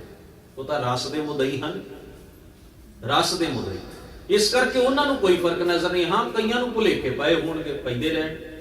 ਇਹ ਤਾਂ ਉਹਨਾਂ ਦੀ ਸਮਝ ਦੀ ਘਾਟ ਕਹੀ ਜਾ ਸਕਦੀ ਹੈ ਨਾ, ਤਾਂ ਉਹਨਾਂ ਦਾ ਆਪਣਾ ਪ੍ਰੋਬਲਮ ਹੈ ਵੀ ਉਹਨਾਂ ਨੂੰ ਸਹੀ ਦ੍ਰਿਸ਼ਟੀ ਉਹਨਾਂ ਦੇ ਕੋਲ ਨਹੀਂ ਹੈ। ਸਤਿਗੁਰੂ ਸੱਚੇ ਪਾਤਸ਼ਾਹ ਮਹਾਰਾਜ ਦੇ ਦਰ ਤੇ ਇਸੇ ਤਰ੍ਹਾਂ ਇਹ ਜੁਗਤ ਹੈ ਵੀ ਗੁਰ ਸ਼ਖਸੀਅਤਾਂ ਵੱਖਰੀਆਂ ਵੱਖਰੀਆਂ ਹਨ, ਪਰ ਉਹਨਾਂ ਦੇ ਵਿੱਚ ਜੋਤ ਇੱਕੋ ਹੀ ਹੈ, ਉਸ ਦਾ ਕੋਈ ਫਰਕ ਨਹੀਂ ਹੈ। ਔਰ ਇਹ ਗੱਲ ਕਹਿਣ ਵਿੱਚ ਵੀ ਜਾਂ ਸਮਝਣ ਵਿੱਚ ਵੀ ਅੱਜ ਸਾਨੂੰ ਸੰਕੋਚ ਨਹੀਂ ਕਰਨਾ ਚਾਹੀਦਾ ਵੀ ਅਸੀਂ ਅੱਜ ਵੀ ਖਿਮਾ ਕਰਨਾ, ਭਾਵੇਂ ਓਪਨਲੀ ਸਿੱਧੇ ਰੂਪ ਵਿੱਚ ਇਸ ਗੱਲ ਨੂੰ ਨਹੀਂ ਸੁਣ ਰਹੇ ਜਾਂ ਨਹੀਂ ਸਮਝ ਰਹੇ ਜਾਂ ਨਹੀਂ ਬੋਲ ਰਹੇ, ਪਰ ਸਾਡੀਆਂ ਕੁਝ ਕਾਰਵਾਈਆਂ ਇਸ ਤਰ੍ਹਾਂ ਦੀਆਂ ਜ਼ਰੂਰ ਨੇ ਵੀ ਜਿੱਥੇ ਅਸੀਂ ਗੁਰੂ ਨਾਨਕ ਸਾਹਿਬ ਤੇ ਗੁਰੂ ਗੋਬਿੰਦ ਸਿੰਘ ਸਾਹਿਬ ਮਹਾਰਾਜ ਦੇ ਵਿੱਚ ਫਰਕ, ਕੁਝ ਐਸੀਆਂ ਸੰਪਰਦਾਵਾਂ, ਐਸੇ ਧੜੇ ਪੰਥ ਦੇ ਦਾਇਰੇ ਦੇ ਵਿੱਚ ਪੈਦਾ ਹੋਏ ਨੇ ਜਿਨ੍ਹਾਂ ਨੇ ਇਹ ਫਰਕ ਜਿਹੜਾ ਹੌਲੀ ਹੌਲੀ ਕਰਨਾ ਸ਼ੁਰੂ ਕਰ ਦਿੱਤਾ। ਕਮਾਲ ਦੀ ਖੇਡ ਹੈ। ਪੰਥ ਦੀਆਂ ਉਹ ਸਮੁੱਚੀਆਂ ਰਵਾਇਤਾਂ ਤੇ ਪੰਥ ਦੀ ਉਸ ਸਮੁੱਚੀ ਮਰਿਆਦਾ ਇੱਕ ਅਲੱਗ ਤਰ੍ਹਾਂ ਦਾ ਉਹਨਾਂ ਨੇ ਆਪਣਾ ਹੀ ਇੱਕ ਧੜਾ ਬਣਾ ਕੇ ਇਵੇਂ ਦੱਸਣ ਦੀ ਕੋਸ਼ਿਸ਼ ਕੀਤੀ ਹੈ ਵੀ ਸਾਡਾ ਸੰਬੰਧ ਗੁਰੂ ਨਾਨਕ ਨਾਲ ਹੈ, ਬਾਕੀਆਂ ਨਾਲ ਨਹੀਂ। ਕੈਸੀ ਹੈਰਾਨੀ ਦੀ ਖੇਡ ਹੈ। ਅਜੇ ਵੀ ਸਾਡੀ ਸੁਰਤ ਦੇ ਅੰਦਰ ਜਾਂ ਸਾਡੇ ਆਲੇ ਦੁਆਲੇ ਦੇ ਵਿੱਚ ਸਾਰਾ ਕੁਝ ਮੌਜੂਦ ਹੈ, ਔਰ ਇਹ ਬੜਾ ਨੁਕਸਾਨਦੇਹ ਸਾਬਤ ਹੋਏਗਾ, ਬਹੁਤ ਨੁਕਸਾਨਦੇਹ। ਕਿਉਂਕਿ ਗੁਰਮਤ ਦਾ ਕਨਸੈਪਟ ਇਹ ਕਹਿੰਦਾ ਹੈ ਵੀ ਜੋਤ ਇੱਕੋ ਹੀ ਹੈ। ਗੁਰ ਜੋਤ ਦੇ ਅਨੁਯਾਈ ਬਣਨਾ ਹੈ ਸਿੱਖ ਨੇ, ਤੇ 10 ਸਰੀਰਾਂ ਵਿੱਚ ਵਿਚਰ ਕੇ ਜੋ ਜੋ ਦਾਤਾਂ ਉਹਨਾਂ ਨੇ ਸਾਨੂੰ ਬਖਸ਼ਿਸ਼ ਕੀਤੀਆਂ ਨੇ, ਉਹਨਾਂ ਸਾਰੀਆਂ ਨੂੰ ਸੰਭਾਲਣਾ ਹੈ, ਇਹ ਸਮਝ ਕੇ ਕਿ ਇਹ ਇੱਕੇ ਗੁਰੂ ਦੀਆਂ ਦਿੱਤੀਆਂ ਹੋਈਆਂ ਨੇ। ਗੌਰ ਕਰੋ, 10 ਸਰੀਰਾਂ 'ਚ ਵਿਚਰ ਕੇ ਜਿਹੜੀ ਵੀ ਦਾਤ ਸਾਨੂੰ ਬਖਸ਼ੀਏ, ਉਸ ਨੂੰ ਇੱਕੇ ਗੁਰੂ ਦੀ ਦਾਤ ਜਾਣ ਕੇ ਸੰਭਾਲਣਾ ਹੈ। ਇਹ ਸਿੱਖ ਦੇ ਵਿਸ਼ਵਾਸ, ਸਿੱਖ ਦੇ ਅਕੀਦੇ ਦਾ ਜ਼ਰੂਰੀ ਹਿੱਸਾ ਹੈ, ਤੇ ਇਹਦਾ ਆਧਾਰ ਹੈ ਗੁਰੂ ਗ੍ਰੰਥ ਸਾਹਿਬ ਮਹਾਰਾਜ ਦੇ ਵਿੱਚ ਕਹੇ ਗਏ ਬੋਲ ਤੇ ਬਚਨ। ਜੋਤ ਉਹ ਜੁਗਤ ਸਾਹਿਬ, ਗੁਰ ਜੋਤ ਅਰਜੁਨ ਮਾਹਿ ਧਰਿ, ਜੋਤ ਰੂਪ ਹਰ ਆਪ ਗੁਰੂ ਨਾਨਕ ਹਰਿ। ਇਹਨਾਂ ਤੋਂ ਬਿਨਾਂ ਅਸੀਂ ਅੱਗੇ ਨਹੀਂ ਵੱਧ ਸਕਦੇ, ਬੜੀਆਂ ਉਲਝਣਾਂ ਦੇ ਵਿੱਚ ਅਸੀਂ ਫਸ ਜਾਵਾਂਗੇ, ਔਰ ਫਸ ਵੀ ਰਹੇ ਹਾਂ। ਇਸ ਵਾਸਤੇ ਅੱਜ ਦੀ ਇਸ ਪਾਵਨ ਪੌੜੀ ਦੇ ਅੰਦਰ 5ਵੀਂ ਪੌੜੀ ਹੈ, ਭਾਈ ਸੱਤਾ ਜੀ ਦੀ ਉਚਾਰਨ ਕੀਤੀ, ਜ਼ਿਕਰ ਕੀਤਾ ਹੈ ਫੇਰ ਦਾ ਅਰਥ ਹੈ ਮੁੜ ਕੇ, ਬਾਅਦ ਵਿੱਚ। ਕਦੋਂ? ਜਿਸ ਵੇਲੇ ਧੰਨ ਗੁਰੂ ਅੰਗਦ ਸਾਹਿਬ ਮਹਾਰਾਜ ਨੂੰ ਧੰਨ ਗੁਰੂ ਨਾਨਕ ਸਾਹਿਬ ਜੀ ਨੇ ਗੁਰਤਾ ਗੱਦੀ ਦੀ ਦਾਤ ਬਖਸ਼ਿਸ਼ ਕਰ ਦਿੱਤੀ। ਫਿਰ ਉਸ ਤੋਂ ਬਾਅਦ ਕੀ ਹੋਇਆ? ਫੇਰ ਵਸਾਇਆ ਫੇਰ ਵਾਣ ਸਤਿਗੁਰ ਖਾਡੂਰ। ਵਸਾਇਆ ਦਾ ਅਰਥ ਹੈ ਜਗ੍ਹਾ ਦੇ ਉੱਤੇ ਵਰੋਸਾਇਆ, ਭਾਗ ਲਾ, ਆਬਾਦ ਕੀਤਾ ਨਹੀਂ, ਵਰੋਸਾਇਆ, ਭਾਗ ਲਾਇਆ। ਕਿਉਂਕਿ ਖਡੂਰ ਦਾ ਨਗਰ ਐਸਾ ਨਗਰ ਹੈ ਜਿਹੜਾ ਧੰਨ ਗੁਰੂ ਅੰਗਦ ਸਾਹਿਬ ਮਹਾਰਾਜ ਸੱਚੇ ਪਾਤਸ਼ਾਹ ਜੀ ਦੇ ਪ੍ਰਕਾਸ਼ ਤੋਂ ਵੀ ਪਹਿਲਾਂ ਦਾ ਬੜਾ ਪੁਰਾਣਾ ਵਸਿਆ ਹੋਇਆ ਨਗਰ ਹੈ। ਇਸ ਨਗਰ ਦੇ ਵਿੱਚ ਵੈਸੇ ਧੰਨ ਗੁਰੂ ਅੰਗਦ ਸਾਹਿਬ ਮਹਾਰਾਜ ਜੀ ਦਾ, ਭਾਈ ਲਹਿਣਾ ਜੀ ਦਾ ਜੋ ਜਨਮ ਹੈ ਉਹ ਸਰਾਏ ਨਾਂਗਾ ਦਾ ਹੈ, ਜ਼ਿਲ੍ਹਾ ਮੁਕਤਸਰ। ਮੱਤੇ ਦੀ ਸਰਾਂ ਕਹਿੰਦੇ ਸਨ, ਤੇ ਹਮਲੇ ਹੁੰਦੇ ਸਨ ਹਮਲਾਵਰਾਂ ਦੇ, ਤੇ ਕਈ ਵਾਰ ਜਿਹੜੇ ਰਾਹ ਦੇ ਉੱਤੇ ਪਿੰਡ ਪੈਂਦੇ ਸਨ ਉਹਨਾਂ ਨੂੰ ਉਜਾੜ ਜਾਣਾ, ਲੁੱਟ-ਪੁੱਟ ਜਾਣਾ, ਪਿੰਡ ਉੱਜੜ ਜਾਣੇ, ਥੇ ਬਣ ਜਾਂਦੇ ਸਨ। ਤਾਂ ਉਸ ਵੇਲੇ ਐਸੀਆਂ ਜੁਗਗਰਦੀਆਂ ਫੇਰ ਬਦਲ ਹੁੰਦੇ ਸਨ, ਪਿੰਡਾਂ ਦੇ ਪਿੰਡ ਹੀ ਉੱਜੜ ਜਾਣੇ, ਲੋਕਾਂ ਨੇ ਛੱਡ ਛਡਾ ਕੇ ਦੂਰ ਜਾ ਵਸਣਾ। ਕਹਿੰਦੇ ਨੇ ਉਹ ਨਗਰ ਵੀ ਇਸ ਤਰ੍ਹਾਂ ਮੱਤੇ ਦੀ ਤਰ੍ਹਾਂ ਉੱਜੜ ਗਿਆ। ਤੇ ਉੱਜੜਨ ਤੋਂ ਬਾਅਦ ਇੱਕ ਮਹਾਤਮਾ ਨੇ, ਸਾਧੂ ਨੇ, ਜਿਹੜਾ ਕਿ ਉਹਨੇ ਲੋਕਾਂ ਨੂੰ ਧਰਵਾਸ ਦਿੱਤਾ ਵੀ ਕੋਈ ਨਹੀਂ, ਕਿੱਥੇ ਜਾਓਗੇ। ਮੁੜੀ ਗੱਡੀ, ਉਹ ਨਾਂਗੇ ਦੀ ਸਰਾਂ ਬਣ ਗਿਆ, ਸਰਾਏ ਨਾਂਗਾ ਉਹਦੇ ਨਾਮ ਦੇ ਉੱਤੇ ਉਹ ਪਿੰਡ ਵੱਜ ਗਿਆ। ਉਸ ਨਗਰ ਦੇ ਵਿੱਚ ਬਾਬਾ ਫੇਰੂਮਲ ਜੀ ਦੇ ਗ੍ਰਹਿ ਵਿਖੇ ਭਾਈ ਲਹਿਣਾ ਜੀ ਜਨਮੇ, ਪ੍ਰਗਟ ਹੋਏ। ਇਤੋਂ ਇਹ ਪਰਿਵਾਰ ਉੱਠਿਆ, ਕਿਰਤਕਾਰ ਕਰਦਾ ਸੀ। ਹਰੀਕੇ ਆ ਕੇ ਇਹਨਾਂ ਨੇ ਕੁਝ ਸਮਾਂ ਗੁਜ਼ਾਰਿਆ, ਉੱਥੇ ਬਹੁਤਾ ਚਿਰ ਨਾ ਟਿਕ ਸਕੇ, ਉੱਥੋਂ ਚੱਲੇ ਤੇ ਫਿਰ ਇਹਨਾਂ ਨੇ ਖਡੂਰ ਵਿਖੇ ਆ ਕੇ, ਕਿਉਂਕਿ ਇਹਦਾ ਇਤਿਹਾਸਕ ਪਿਛੋਕੜ ਹੈ, ਜਿੱਥੇ ਬਾਬਾ ਫੇਰੂਮਲ ਜੀ ਨੌਕਰੀ ਕਰਦੇ, ਉਹ ਪੜ੍ਹੇ ਲਿਖੇ ਸਨ, ਦੀਵਾਨ ਸਨ, ਯਾਨੀ ਕਿ ਜਿਸ ਨੂੰ ਅਸੀਂ ਕਹਿੰਦੇ ਨਾ ਮੈਨੇਜਰ, ਸਾਰਾ ਹਿਸਾਬ ਕਿਤਾਬ ਰੱਖਣ ਵਾਲਾ, ਚੌਧਰੀ ਤਖਤ ਮਲ ਦੇ ਮੈਨੇਜਰ ਸਨ। ਉੱਥੋਂ ਇਹ ਉੱਠ ਕੇ ਕਿਸੇ ਤਰ੍ਹਾਂ ਹਿਸਾਬ ਦੇ ਵਿੱਚ ਕੁਝ ਫਰਕ ਪਿਆ, ਕੁਝ ਸ਼ੱਕ ਸ਼ੁਬਾ ਪੈਦਾ ਹੋਈ। ਬਾਅਦ ਵਿੱਚ ਜਿਸ ਵੇਲੇ ਹਿਸਾਬ ਕਿਤਾਬ ਕੀਤਾ, ਬਰਾਬਰ ਨਿਕਲਿਆ, ਬਾਬਾ ਫੇਰੂਮਲ ਜੀ ਦੀ ਇਮਾਨਦਾਰੀ ਸਾਬਤ ਹੋ ਗਈ, ਪਰ ਮਨ ਖੱਟਾ ਹੋ ਗਿਆ ਕਿ ਹੁਣ ਇਹ ਨੌਕਰੀ ਨਹੀਂ ਕਰਨੀ। ਬਾਬਾ ਫੇਰੂਮਲ ਜੀ ਨੂੰ ਤਖਤ ਮਲ ਨੇ ਬੜਾ ਤਰਲੇ ਨਾਲ ਆਖਿਆ, ਬੜੇ ਪਿਆਰ ਅਪਣਾਤ ਨਾਲ ਆਖਿਆ ਵੀ ਨਹੀਂ, ਮੈਂ ਖਿਮਾ ਚਾਹੁੰਦਾ, ਗਲਤੀ ਹੋਈ ਏ, ਪਰ ਤੁਸੀਂ ਐਵੇਂ ਛੱਡ ਕੇ ਨਾ ਜਾਓ। ਕਹਿਣ ਲੱਗੇ ਹੁਣ ਇੱਥੇ ਨਹੀਂ ਰਹਿਣਾ, ਕਿੱਥੇ ਜਾਓਗੇ, ਕਿਤੇ ਵੀ ਚਲੇ ਜਾਵਾਂਗੇ। ਉਸ ਤਖਤ ਮਲ ਦੀ ਬੇਟੀ ਜਿਹੜੀ ਹੈ, ਚੌਧਰੀ ਤਖਤ ਮਲ ਦੀ ਬੀਬੀ ਵਰਾਈ, ਉਹ ਖਡੂਰ ਵਿਖੇ ਵਿਆਹੀ ਹੋਈ ਸੀ। ਇਹ ਇਸ ਤਰ੍ਹਾਂ ਸਫ਼ਰ ਕਰਦੇ ਕਰਦੇ ਉੱਥੇ ਪਹੁੰਚ ਗਏ। ਉਸ ਬੀਬੀ ਦੇ ਨਾਲ ਇਸ ਪਰਿਵਾਰ ਦਾ ਬੜਾ ਨਿੱਘਾ ਸੰਬੰਧ ਸੀ, ਬੜਾ ਪਿਆਰ ਮੁਹੱਬਤ ਅਪਣਾਤ ਵਾਲਾ। ਇਸ ਤਰ੍ਹਾਂ ਇੱਕ ਤਰ੍ਹਾਂ ਨਾਲ ਬੀਬੀ ਵਰਾਈ ਬਾਬਾ ਫੇਰੂਮਲ ਜੀ ਦੀ ਭੈਣ ਬਣੀ ਹੋਈ ਸੀ। ਉਸ ਨੂੰ ਭਾਈ ਲਹਿਣਾ ਦੀ ਭੂਆ ਜੀ ਕਹਿ ਕੇ ਸੱਦਦੇ ਸਨ। ਔਰ ਬੀਬੀ ਵਰਾਈ ਧੰਨ ਗੁਰੂ ਨਾਨਕ ਸਾਹਿਬ ਸੱਚੇ ਪਾਤਸ਼ਾਹ ਮਹਾਰਾਜ ਦੀ ਸਿੱਖੀ ਨੂੰ ਮੰਨਣ ਵਾਲੀ ਸੀ। ਵੇਖੋ ਜੋੜ ਕਿਵੇਂ ਬਣਦਾ ਇਤਿਹਾਸ ਦਾ। ਅਜੇ ਖਡੂਰ ਆ ਕੇ ਵਸੇਬਾ ਨਹੀਂ ਸੀ ਕੀਤਾ, ਉਸ ਵੇਲੇ ਭਾਈ ਲਹਿਣਾ ਜੀ ਕਿਸੇ ਕਾਰਜ ਆਏ ਸਨ ਖਡੂਰ ਬੀਬੀ ਵਰਾਈ ਜੀ ਦੇ ਕੋਲ। ਉੱਥੇ ਗੁਰੂ ਨਾਨਕ ਮਹਾਰਾਜ ਜੀ ਦਾ ਸਤਸੰਗ ਹੋ ਰਿਹਾ। ਪਹਿਲੀ ਵਾਰ ਉੱਥੇ ਦਰਸ਼ਨ ਕੀਤੇ ਗੁਰੂ ਨਾਨਕ ਸਾਹਿਬ ਮਹਾਰਾਜ ਦੇ, ਪਰ ਅਸਲ ਚ ਆਏ ਸਨ ਕਿਸੇ ਆਪਣੀ ਉਲਝਣ ਕਰਕੇ। ਤੋ ਸਤਸੰਗ ਵਿੱਚ ਆਏ ਜ਼ਰੂਰ, ਪਰ ਗੱਲ ਅੱਗੇ ਨਾ ਤੁਰੀ। ਆਏ, ਬੈਠੇ, ਸਤਸੰਗ ਹੋਇਆ, ਜੋ ਅਸੀਂ ਸੁਣਿਆ, ਆਪਣਾ ਜਿਸ ਉਲਝਣ ਵਾਸਤੇ ਆਏ ਸਨ ਉਹ ਬੀਬੀ ਵਰਾਈ ਜੀ ਦੇ ਨਾਲ ਸਾਂਝੀ ਕੀਤੀ ਤੇ ਚਲੇ ਗਏ। ਪਰ ਇਸ ਨੂੰ ਅਸੀਂ ਕਹਾਂਗੇ ਅਸਲ ਦਰਸ਼ਨ ਤਾਂ 1532 ਵਿੱਚ ਹੀ ਹੋਏ, ਜਦੋਂ ਖੁਦ ਮਨ ਵਿੱਚ ਆਈ। ਵੈਸ਼ਨੋ ਦੇਵੀ ਦੀ ਯਾਤਰਾ ਜਾਂਦੇ ਰਸਤੇ 'ਚ ਰੁਕੇ, ਸਾਥੀਆਂ ਨੂੰ ਆਖਿਆ ਤੁਸੀਂ ਖਲੋਵੋ, ਤੁਸੀਂ ਆਰਾਮ ਕਰਨਾ, ਤੁਸੀਂ ਇੱਥੇ ਟਿਕਾਣਾ ਕਰੋ, ਮੈਂ ਆਇਆ। ਇੱਥੇ ਨਜ਼ਦੀਕ ਹੀ ਕਰਤਾਰਪੁਰ ਨਗਰ ਹੈ, ਗੁਰੂ ਨਾਨਕ ਮਹਾਰਾਜ ਦੀ ਬੜੀ ਸ਼ੋਭਾ, ਬੜਾ ਨਾਮ ਹੈ, ਉਹਨਾਂ ਦੇ ਦਰਸ਼ਨ ਕਰਨੇ ਚਾਹੀਦੇ ਨੇ। ਚਲੇ ਗਏ। ਇਤਿਹਾਸਕ ਸਾਖਤਕਾਰਾਂ ਨੇ ਲਿਖਿਆ, ਇੱਕ ਬਜ਼ੁਰਗ ਕੋਲੋਂ ਪੁੱਛਿਆ, ਬੜਾ ਸੁੰਦਰ ਸਰੂਪ ਵਾਲਾ, ਕੀਰਤੀ ਵਸਤਰ ਪਹਿਨੇ ਹੋਏ ਸਨ। ਪੁੱਛਿਆ, ਬਾਬਾ ਜੀ ਇੱਥੇ ਗੁਰੂ ਨਾਨਕ ਸਾਹਿਬ ਨੂੰ ਮਿਲਣਾ, ਉਹ ਕਿੱਥੇ ਨੇ? ਆਖਿਆ ਉਹ ਲੈ ਚੱਲਦੇ ਆ। ਘੋੜੀ ਤੇ ਸਵਾਰ ਸਨ, ਵਾਗਾਂ ਫੜ ਲਈਆਂ, ਆਓ ਲੈ ਚੱਲੀਏ। ਜਿੱਥੇ ਪਹੁੰਚ ਗਿਆ ਆਖਿਆ ਪੁਰਖਾ ਉਹ ਤੇ ਸਾਹਮਣੇ ਘੋੜੀ ਬੰਨ ਦੇ। ਜਿੰਨੇ ਚਿਰ ਨੂੰ ਉਹ ਘੋੜੀ ਬੰਨ ਕੇ ਆਪਣਾ ਹੱਥ ਮੂੰਹ ਧੋ ਕੇ ਮਿਲਣ ਵਾਸਤੇ ਅੱਗੇ ਕੀ ਵੇਖਦੇ ਨੇ, ਸੰਗਤ ਜਿੰਨੇ ਕੁ ਸ਼ਰਧਾਲੂ ਬੈਠੇ ਨੇ ਉਹਨਾਂ ਦੇ ਵਿਚਕਾਰ ਉਹੀ ਪੁਰਖ ਬੈਠਾ ਜਿਹੜਾ ਘੋੜੇ ਦੀਆਂ ਵਾਗਾਂ ਫੜ ਕੇ ਲੈ ਗਿਆ। ਮਨ ਵਿੱਚ ਉਸੇ ਵੇਲੇ ਖਿਆਲ ਆਇਆ, ਉਹ ਇਹ ਤੇ ਉਹੀ ਪੁਰਖ ਹੈ ਜਿਸ ਨੂੰ ਮੈਂ ਮਿਲਣ ਵਾਸਤੇ ਆਇਆ ਹਾਂ। ਗੁਰੂ ਨਾਨਕ ਸਾਹਿਬ ਮਹਾਰਾਜ ਕੋਲ ਗਏ, ਨਮਸਕਾਰ ਕੀਤੀ ਔਰ ਸਭ ਤੋਂ ਪਹਿਲਾਂ ਆਪਣੀ ਭੁੱਲ ਦੀ ਖਿਮਾ ਮੰਗੀ। ਖਿਮਾ ਚਾਹੁੰਦਾ ਹਾਂ, ਮੈਂ ਤੁਹਾਨੂੰ ਪਹਿਚਾਣਿਆ ਨਹੀਂ। ਗੁਰੂ ਨਾਨਕ ਮਹਾਰਾਜ ਨੇ ਆਖਿਆ ਕੋਈ ਗੱਲ ਨਹੀਂ, ਕੀ ਨਾਂ ਹੈ ਤੁਹਾਡਾ? ਲਹਿਣਾ। ਹਜ਼ੂਰ ਮੁਸਕਰਾਏ, ਆਖਿਆ ਲਹਿਣਾ ਤਾਂ ਲਹਿਣੇਦਾਰ ਨੂੰ ਕਹਿੰਦੇ ਨੇ, ਜਿਸ ਦਾ ਕੁਝ ਦੇਣਾ ਹੋਵੇ ਤੇ ਜਿਸ ਨੇ ਕੁਝ ਲੈਣਾ ਹੋਵੇ। ਜਿਹੜੇ ਲਹਿਣੇਦਾਰ ਹੁੰਦੇ ਨੇ ਉਹ ਇਸੇ ਤਰ੍ਹਾਂ ਹੀ ਆਉਂਦੇ ਨੇ, ਆ ਜਾਓ, ਅਸੀਂ ਦੇਣਦਾਰ ਹੋ ਸਕਦੇ ਹਾਂ ਤੁਹਾਡੇ ਕਈ ਗੱਲਾਂ ਤੋਂ। ਇਸ ਤਰ੍ਹਾਂ ਸੰਗਤ ਕੀਤੀ ਗੁਰੂ ਨਾਨਕ ਸਾਹਿਬ ਸੱਚੇ ਪਾਤਸ਼ਾਹ ਮਹਾਰਾਜ ਦੀ। ਸਾਥੀਆਂ ਨੂੰ ਸੁਨੇਹਾ ਕਰ ਦਿੱਤਾ ਵੀ ਮੇਰਾ ਹੁਣ ਅੱਗੇ ਜਾਣ ਦਾ ਕੋਈ ਇਰਾਦਾ ਨਹੀਂ, ਤੁਹਾਨੂੰ ਵੀ ਮੈਂ ਇਹ ਸਲਾਹ ਦਿਆਂਗਾ ਵੀ ਰੁਕ ਜਾਓ। मैनू तो मेरी मंजिल मिल गई है। सतगुरु जी की इस तरह की हजूरी 1532 विच माणी, जिस वेले वैष्णो देवी की यात्रा जा रहे सन। पहला पिता जी वैष्णो देवी के पुजारी सन, जगराते करते करवाते संग लेके जाते सन। फिर आप पिता जी के चलाने तो बाद वो काम आप संभालिया, जिम्मा संभालिया। आले दुआले ने आख्या भी पहला तुहाडे पिता जी करते सन, तुहानू करना चाहिए। तो संस्कार सन परिवार के। असीं कैसे सिख हाँ ਜਿਹੜੇ गुरु ਦੀਆਂ ਇਹਨਾਂ कथा कहानियां ਨੂੰ पढ़ सुन के ते गुरु ग्रंथ साहब जी की पवित्र बाणी का एक ओंकार का बचन नमस्कार कर पाठ करन तो बाद भी देवियां ते ईमान रखी बैठे हाँ। सोच के देखो, साडा सफर ही उल्टा हो गया।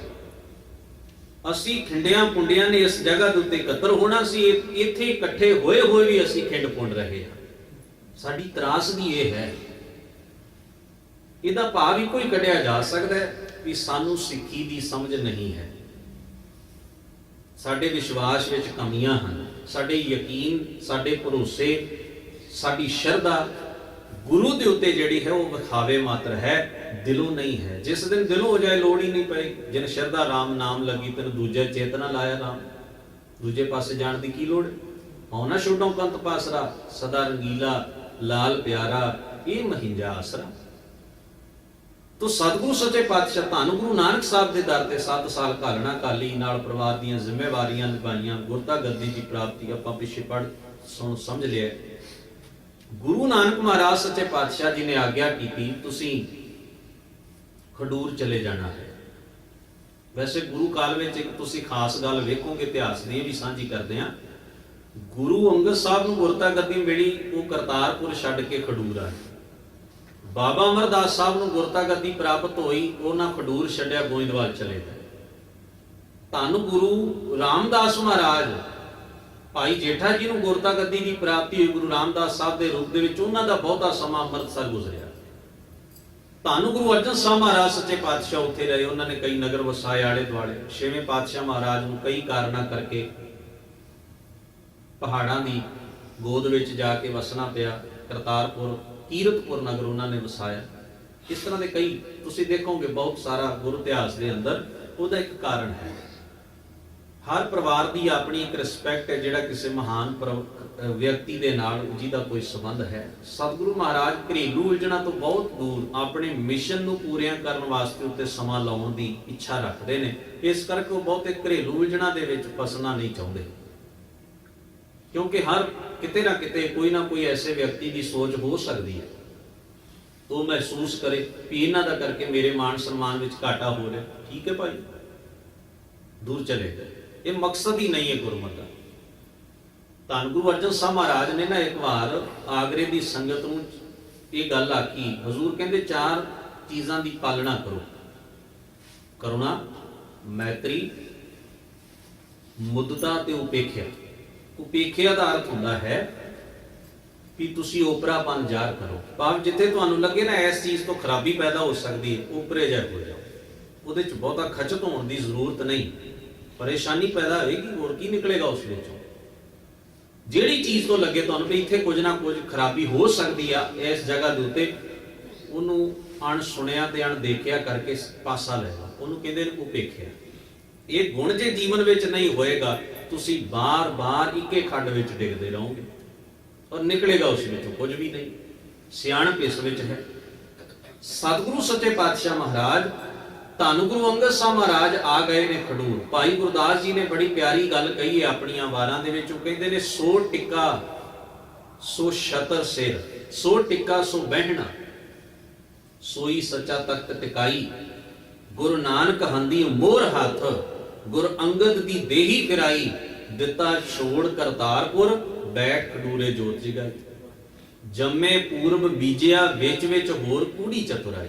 भाई साहब जी ने एक इशारा संखेप जा दिता है भी भावें ये तां रब्बी रज़ा च होया सारा कुछ, पर कुछ ना कुछ झूठी जी चतुराई का भी विच थोड़ा थोड़ा कंसोस सुनी दी है। उस तो धन गुरु अंगद साहब महाराज निर्लेप होकर दूर आ गए, क्योंकि उन्होंने सामने बहुत बड़ा मकसद, बहुत बड़ा कर्म है करने वाला पिया। उन्होंने वो कारज सिरे चढ़ाना, जिहड़ी जिम्मेवारी दी है वो पहले नंबर ते, बाकी सब गल्लां दूजे नंबर के उत्ते हैं। बाकी गल्लां दा कोई मतलब नहीं, वो सब दूजे नंबर ते ने। ਸਭ ਤੋਂ ਪਹਿਲਾ ਕਾਰਜ ਉਹਨਾਂ ਦਾ ਕੀ ਹੈ ਵੀ ਜਿਹੜੀ ਜ਼ਿੰਮੇਵਾਰੀ ਜੋਤ ਜੁਗਤ ਗੁਰੂ ਨਾਨਕ ਮਹਾਰਾਜ ਨੇ ਸਾਨੂੰ ਸੌਂਪੀ ਹੈ, ਉਹ ਮਿਸ਼ਨ ਪੂਰਾ ਕਰਨ ਵਾਸਤੇ ਆਪਣਾ ਸਾਰੇ ਜੀਵਨ ਦਾ ਸਮਾਂ ਲੇਖੇ ਵਿੱਚ ਲਾਉਣਾ ਹੈ। ਬਾਕੀ ਜਿੰਨੀਆਂ ਚੀਜ਼ਾਂ ਤੋਂ ਬਚਾਅ ਹੋ ਸਕੇ ਉਨਾ ਹੀ ਬਿਹਤਰ ਹੈ, ਉਨਾ ਹੀ ਚੰਗਾ ਹੈ। ਇਸ ਵਾਸਤੇ ਗੁਰੂ ਪਾਤਸ਼ਾਹ ਦਾ ਜੀਵਨ ਤਾਂ ਸਾਡੇ ਲਈ ਚਾਨਣ ਮੁਨਾਰਾ ਵੀ ਹੈ ਨਾ। ਉਹ ਕਿਵੇਂ ਜੀ ਰਹੇ ਹਨ, ਕਿਵੇਂ ਜ਼ਿੰਦਗੀ ਨੂੰ ਹੰਡਾਉਂਦੇ ਹਨ, ਕਿਵੇਂ ਉੱਚੇ ਸੁੱਚੇ ਜੀਵਨ ਨੂੰ ਜੀ ਕੇ ਤੇ ਦੂਜਿਆਂ ਨੂੰ ਜੀਣ ਦੀ ਜਾਚ ਤੇ ਪ੍ਰੇਰਨਾ ਦੱਸਦਿਆਂ ਹੋਇਆਂ ਉਹ ਇਹਨਾਂ ਉਲਝਣਾਂ ਤੋਂ ਕਿਵੇਂ ਸਾਨੂੰ ਨਿਰਲੇਪ ਰਹਿਣ ਦੀ ਸਿੱਖਿਆ ਦੇ ਰਹੇ ਨੇ। ਉਹਨਾਂ ਦਾ ਜੀਵਨ ਇਸ ਪੱਖੋਂ ਜੇ ਪੜ੍ਹਿਆ ਜਾਏ ਬਾਕਮਾਲ ਹੈ, ਬਾਕਮਾਲ। ਗੁਰੂ ਮਹਾਰਾਜ ਸੱਚੇ ਪਾਤਸ਼ਾਹ ਧੰਨ ਗੁਰੂ ਅੰਗਦ ਸਾਹਿਬ ਖਡੂਰ ਆ ਗਏ।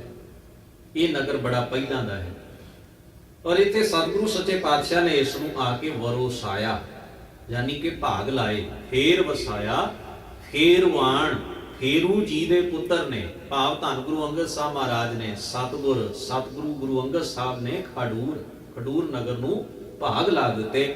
ਔਰ ਅੱਗੇ ਕਿਹਾ ਹੈ ਜਪ ਤਪ ਸੰਜਮ ਨਾਲ ਦੁੱਧ ਹੋਰ ਮੁੱਚ ਗਰੂਰ। ਭਾਈ ਸੱਤਾ ਜੀ ਆਖਦੇ ਨੇ ਸਤਿਗੁਰੂ ਧੰਨ ਗੁਰੂ ਅੰਗਦ ਸਾਹਿਬ ਮਹਾਰਾਜ ਤੁਹਾਡੇ ਕੋਲ ਜਪ ਹੈ, ਤੁਹਾਡੇ ਕੋਲ ਤਪ ਹੈ, ਤੁਹਾਡੇ ਕੋਲ ਸੰਜਮ ਹੈ।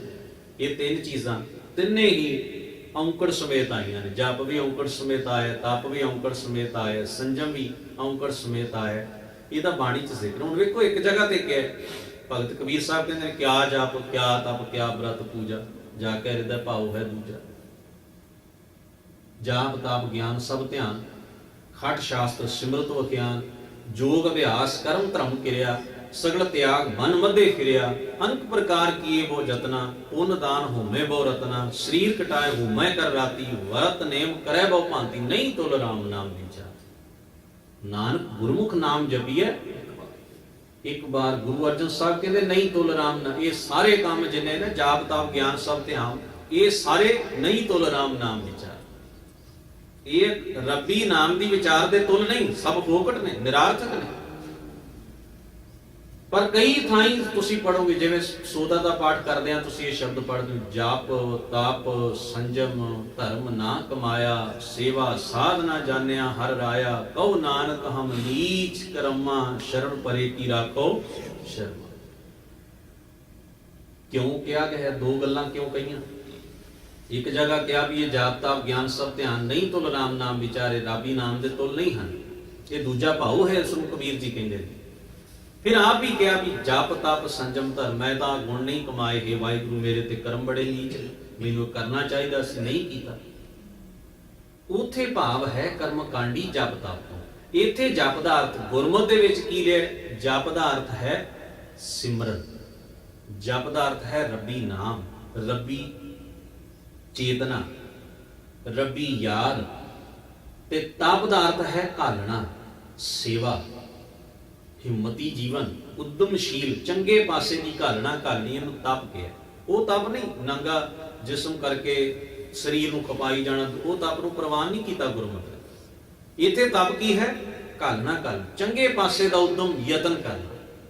ਤੇ ਸੰਜਮ ਕੀ? ਉਧਰ ਸੰਜਮ ਸਾਧੂ ਰੱਖਦੇ ਸਨ, ਪਰਹੇਜ਼ ਰੱਖਣੇ ਕਈ ਕਿਸਮ ਦੇ, ਜਿਨ੍ਹਾਂ ਦੀ ਲੋੜ ਨਹੀਂ ਹੁੰਦੀ ਬਹੁਤੀ। ਉਹ ਖਾਣਾ ਨਹੀਂ ਖਾਣਾ, ਪਾਣੀ ਨਹੀਂ ਪੀਣਾ, ਕੱਪੜੇ ਨਹੀਂ ਪਹਿਨਣੇ, ਬੋਲਣਾ ਨਹੀਂ, ਸੁਣਨਾ ਨਹੀਂ, ਵੇਖਣਾ ਨਹੀਂ। ਇਹ ਇਹਨਾਂ ਨੂੰ ਸੰਜਮ ਕਹਿੰਦੇ ਸਨ। ਸੰਜਮ ਰੱਖੇ, ਪਰਹੇਜ਼ ਰੱਖੇ, ਉਸ ਨੂੰ ਮਹਾਰਾਜ ਨੇ ਪ੍ਰਵਾਨ ਨਹੀਂ ਕੀਤਾ। ਇੱਥੇ ਸੰਜਮ ਕੀ ਹੈ? ਆਪਣੇ ਇੰਦਰੀਆਂ ਨੂੰ ਵਿਕਾਰਾਂ ਦੇ ਬੰਧਨ ਤੋਂ ਮੁਕਤ ਕਰਨਾ। ਗੁਰੂ ਨੇ ਆਖਿਆ ਬੋਲੋ, ਸੁਚੱਜਾ ਬੋਲੋ, ਦੇਖੋ ਭੇਦ ਭਾਵ ਤੋਂ ਬਿਨਾਂ ਦੇਖੋ, ਸੁਣੋ ਜ਼ਰੂਰ, ਚੰਗੀ ਗੱਲ ਸੁਣੋ। ਕਹਿਣ ਤੋਂ ਭਾਵ ਇੱਥੇ ਬੋਲਣ ਸੁਣਨ ਵੇਖਣ ਤੇ ਪਾਬੰਦੀ ਨਹੀਂ ਹੈ, ਖਾਣ ਪੀਣ ਪਹਿਨਣ ਤੇ ਪਾਬੰਦੀ ਨਹੀਂ ਹੈ, ਪਰ ਸਪਸ਼ਟ ਕਰ ਦਿੱਤਾ ਹੈ ਬਾਬਾ ਹੋਰ ਪਹਿਨਣ ਖੁਸ਼ੀ ਖੁਆਰ, ਜਿਤ ਪਹਿਨਦਾ ਤਨ ਪੀੜੀਆ ਮਨ ਮੈਂ ਚੱਲੇ ਵਿਕਾਰ। ਫਰਕ ਤਾਂ ਇਹ ਹੈ ਵੀ ਤੁਰਨ ਤੋਂ ਮਨਾਈ ਨਹੀਂ ਹੈ ਪਰ ਸੰਭਲ ਕੇ ਤੁਰ, ਤੁਰਨ ਤੋਂ ਮਨਾਈ ਨਹੀਂ ਹੈ ਪਰ ਸੰਭਲ ਕੇ ਤੁਰ, ਡਿੱਗ ਨਾ ਪਈ। ਬਸ ਗੱਲ ਤਾਂ ਇੰਨੀ ਹੈ। ਜੀਵਨ ਜੁਗਤ ਤੇ ਇਹੋ ਹੀ ਹੈ ਨਾ। ਰੱਬ ਨੇ ਅੱਖਾਂ ਦਿੱਤੀਆਂ ਤੇ ਸਾਰੀ ਉਮਰ ਬੰਦ ਕਰਕੇ ਬੈਠੇ ਰਹੋ। ਰੱਬ ਨੇ ਕੰਨ ਦਿੱਤੇ ਨੇ, ਸੁਣੋ ਕੁਝ ਨਾ। ਜ਼ੁਬਾਨ ਦਿੱਤੀ ਹੈ, ਕੋਈ ਗੱਲ ਹੀ ਨਾ ਕਰੋ। ਪੱਥਰਾਂ ਵਾਂਗ ਜੀਵਨ ਬਤੀਤ ਕਰਕੇ ਤੁਰ ਜਾਓ, ਨਾ ਕੋਈ ਚੰਗਾ ਕੀਤਾ ਨਾ ਕੁਝ ਹੋਰ। ਗੁਰੂ ਮਹਾਰਾਜ ਨੇ ਆਖਿਆ ਤਾਂ ਕੋਈ ਜੀਵਨ ਜੁਗਤੀ ਨਹੀਂ। ਰੱਬ ਦੀਆਂ ਦਿੱਤੀਆਂ ਹੋਈਆਂ ਦਾਤਾਂ ਨੂੰ ਨਿਰਸੰਕੋਚ ਵਰਤੋ, ਪਰ ਇਸ ਨੂੰ ਚੰਗੇ ਢੰਗ ਨਾਲ ਵਰਤੋ। ਗੁਰਮਤਿ ਉਸ ਚੰਗੀ ਜੀਵਨ ਜੁਗਤ ਦਾ ਨਾਂ ਹੈ ਜੋ ਸਾਨੂੰ ਇਸ ਜੀਵਨ ਨੂੰ ਵਰਤਣ ਦੀ ਸੋਝੀ ਤੇ ਜਾਚ ਸਿਖਾਉਂਦੀ ਹੈ। ਤਾਂ ਹੀ ਅਸੀਂ ਗੁਰਮਤਿ ਨੂੰ ਜੀਵਨ ਜਾਚ ਕਹਿੰਦੇ ਹਾਂ। ਜੀਵਨ ਜਾਚ ਕੀ ਹੈ?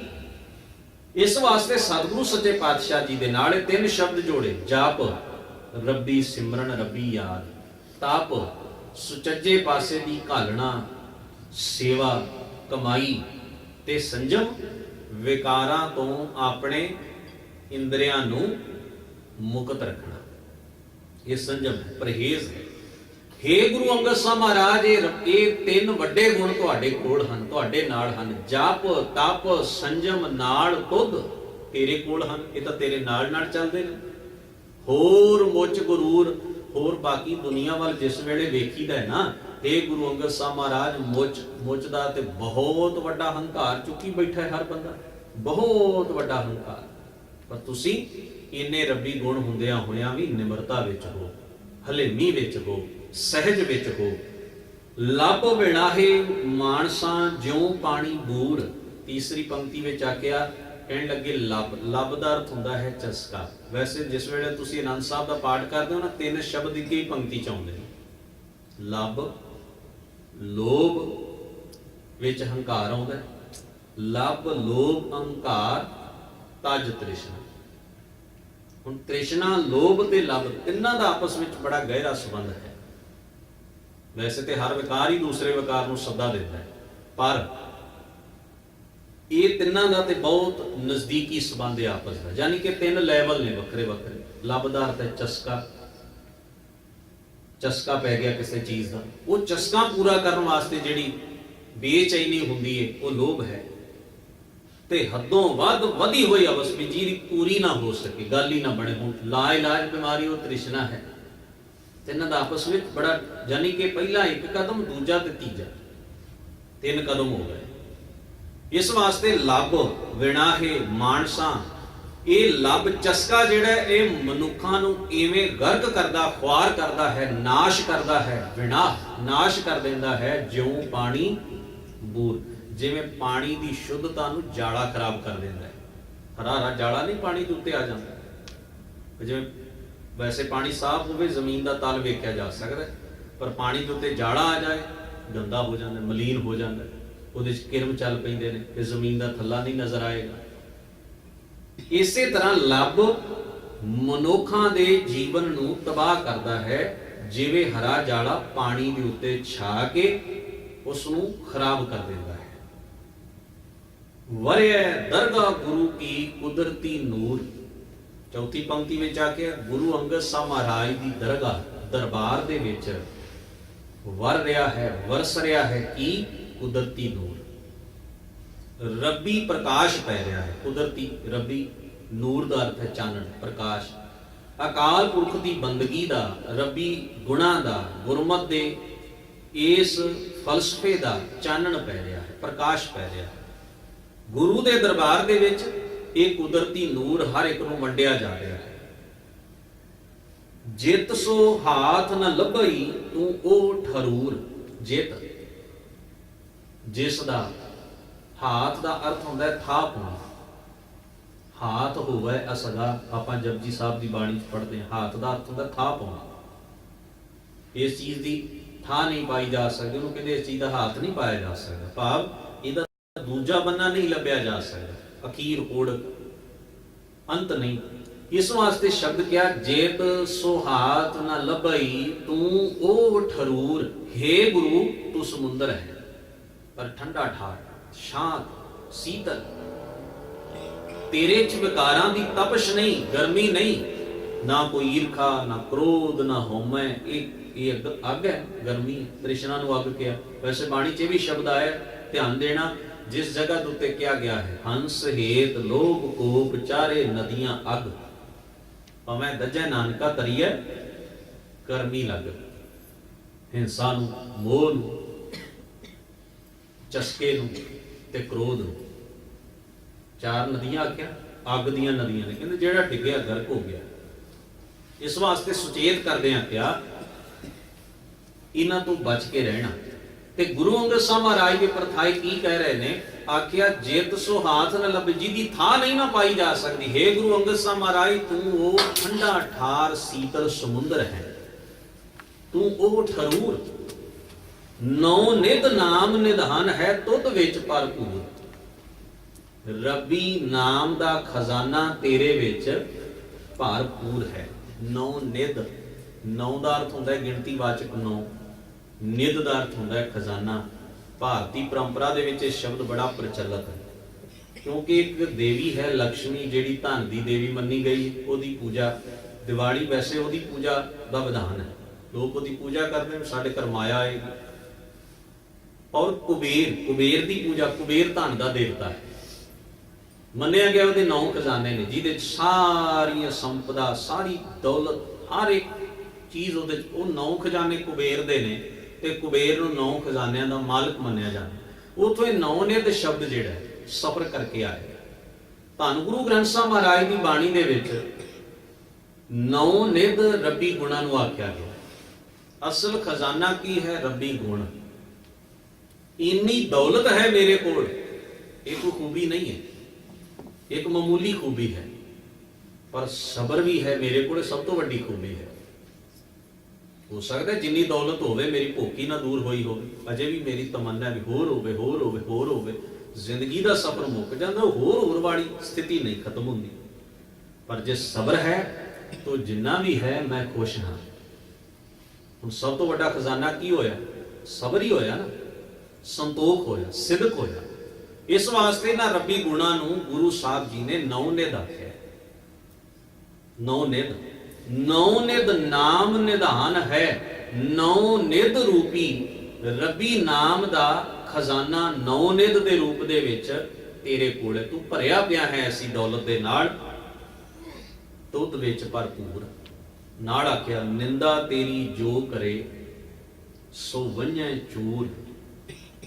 ਇੰਨੀਆਂ ਖੂਬੀਆਂ ਦੇ ਮਾਲਕ ਹੈ ਗੁਰੂ ਅੰਗਦ ਸਾਹਿਬ ਮਹਾਰਾਜ, ਜੇ ਫਿਰ ਵੀ ਤੈਨੂੰ ਕੋਈ ਮਾੜਾ ਆਖੇ, ਤੇਰੀ ਖੂਬੀ ਨੂੰ ਢੱਕ ਕੇ ਤੇਰੀ ਕੋਈ ਨਿੰਦਾ ਕਰੇ। ਨਿੰਦਾ ਦਾ ਮਤਲਬ ਹੁੰਦਾ ਵੀ ਗੁਣ ਦੇ ਵਿੱਚ ਦੋਸ਼ ਆਰੋਪ ਦੇਣਾ, ਹੈ ਤੇ ਖੂਬੀ ਪਰ ਜਾਣ ਬੁੱਝ ਕੇ ਉਸ ਨੂੰ ਔਗਣ ਦੱਸਣਾ, ਉਹਨੂੰ ਨਿੰਦਾ ਕਹਿੰਦੇ। ਗੌਰ ਕਰੇ, ਗਲਤ ਨੂੰ ਗਲਤ ਕਹਿਣਾ ਨਿੰਦਾ ਨਹੀਂ ਹੈ, ਸਹੀ ਨੂੰ ਸਹੀ ਕਹਿਣਾ ਖੁਸ਼ਾਮਦ ਨਹੀਂ ਹੈ।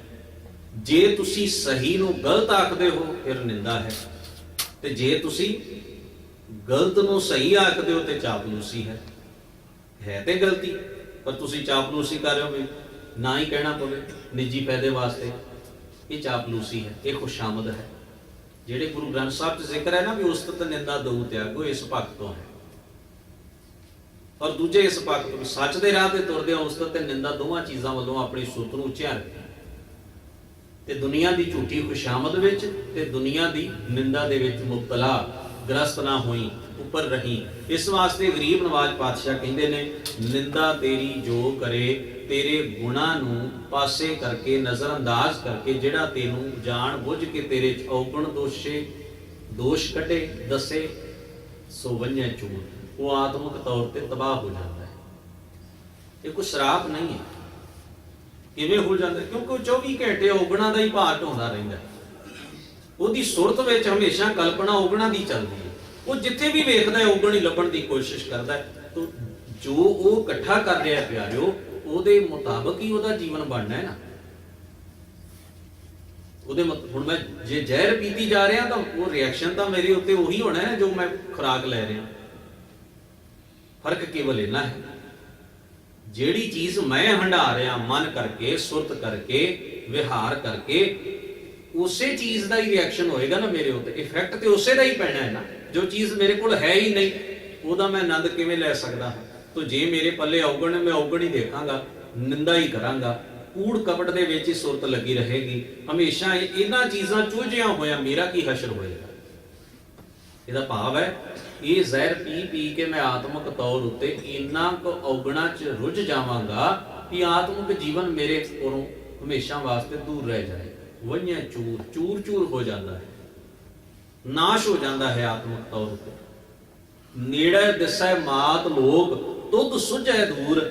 ਇਹ ਧੰਨ ਗੁਰੂ ਅੰਗਦ ਸਾਹਿਬ ਮਹਾਰਾਜ ਤੁਹਾਨੂੰ ਬਹੁਤ ਦੂਰ ਦੀ ਸੁਝ ਰਹੀ ਹੈ, ਭਾਵ ਤੁਸੀਂ ਮਾਨਵਤਾ ਦਾ ਭਵਿੱਖ ਵੇਖ ਰਹੇ ਹੋ, ਪਰ ਮਾਤ ਲੋਕ ਸਾਨੂੰ ਕੀ ਦਿਸ ਰਿਹਾ? ਸਾਨੂੰ ਕੀ ਦਿਸਦਾ ਹੈ? ਨੇੜੇ ਦਿਸੈ ਮਾਤ ਲੋਕ।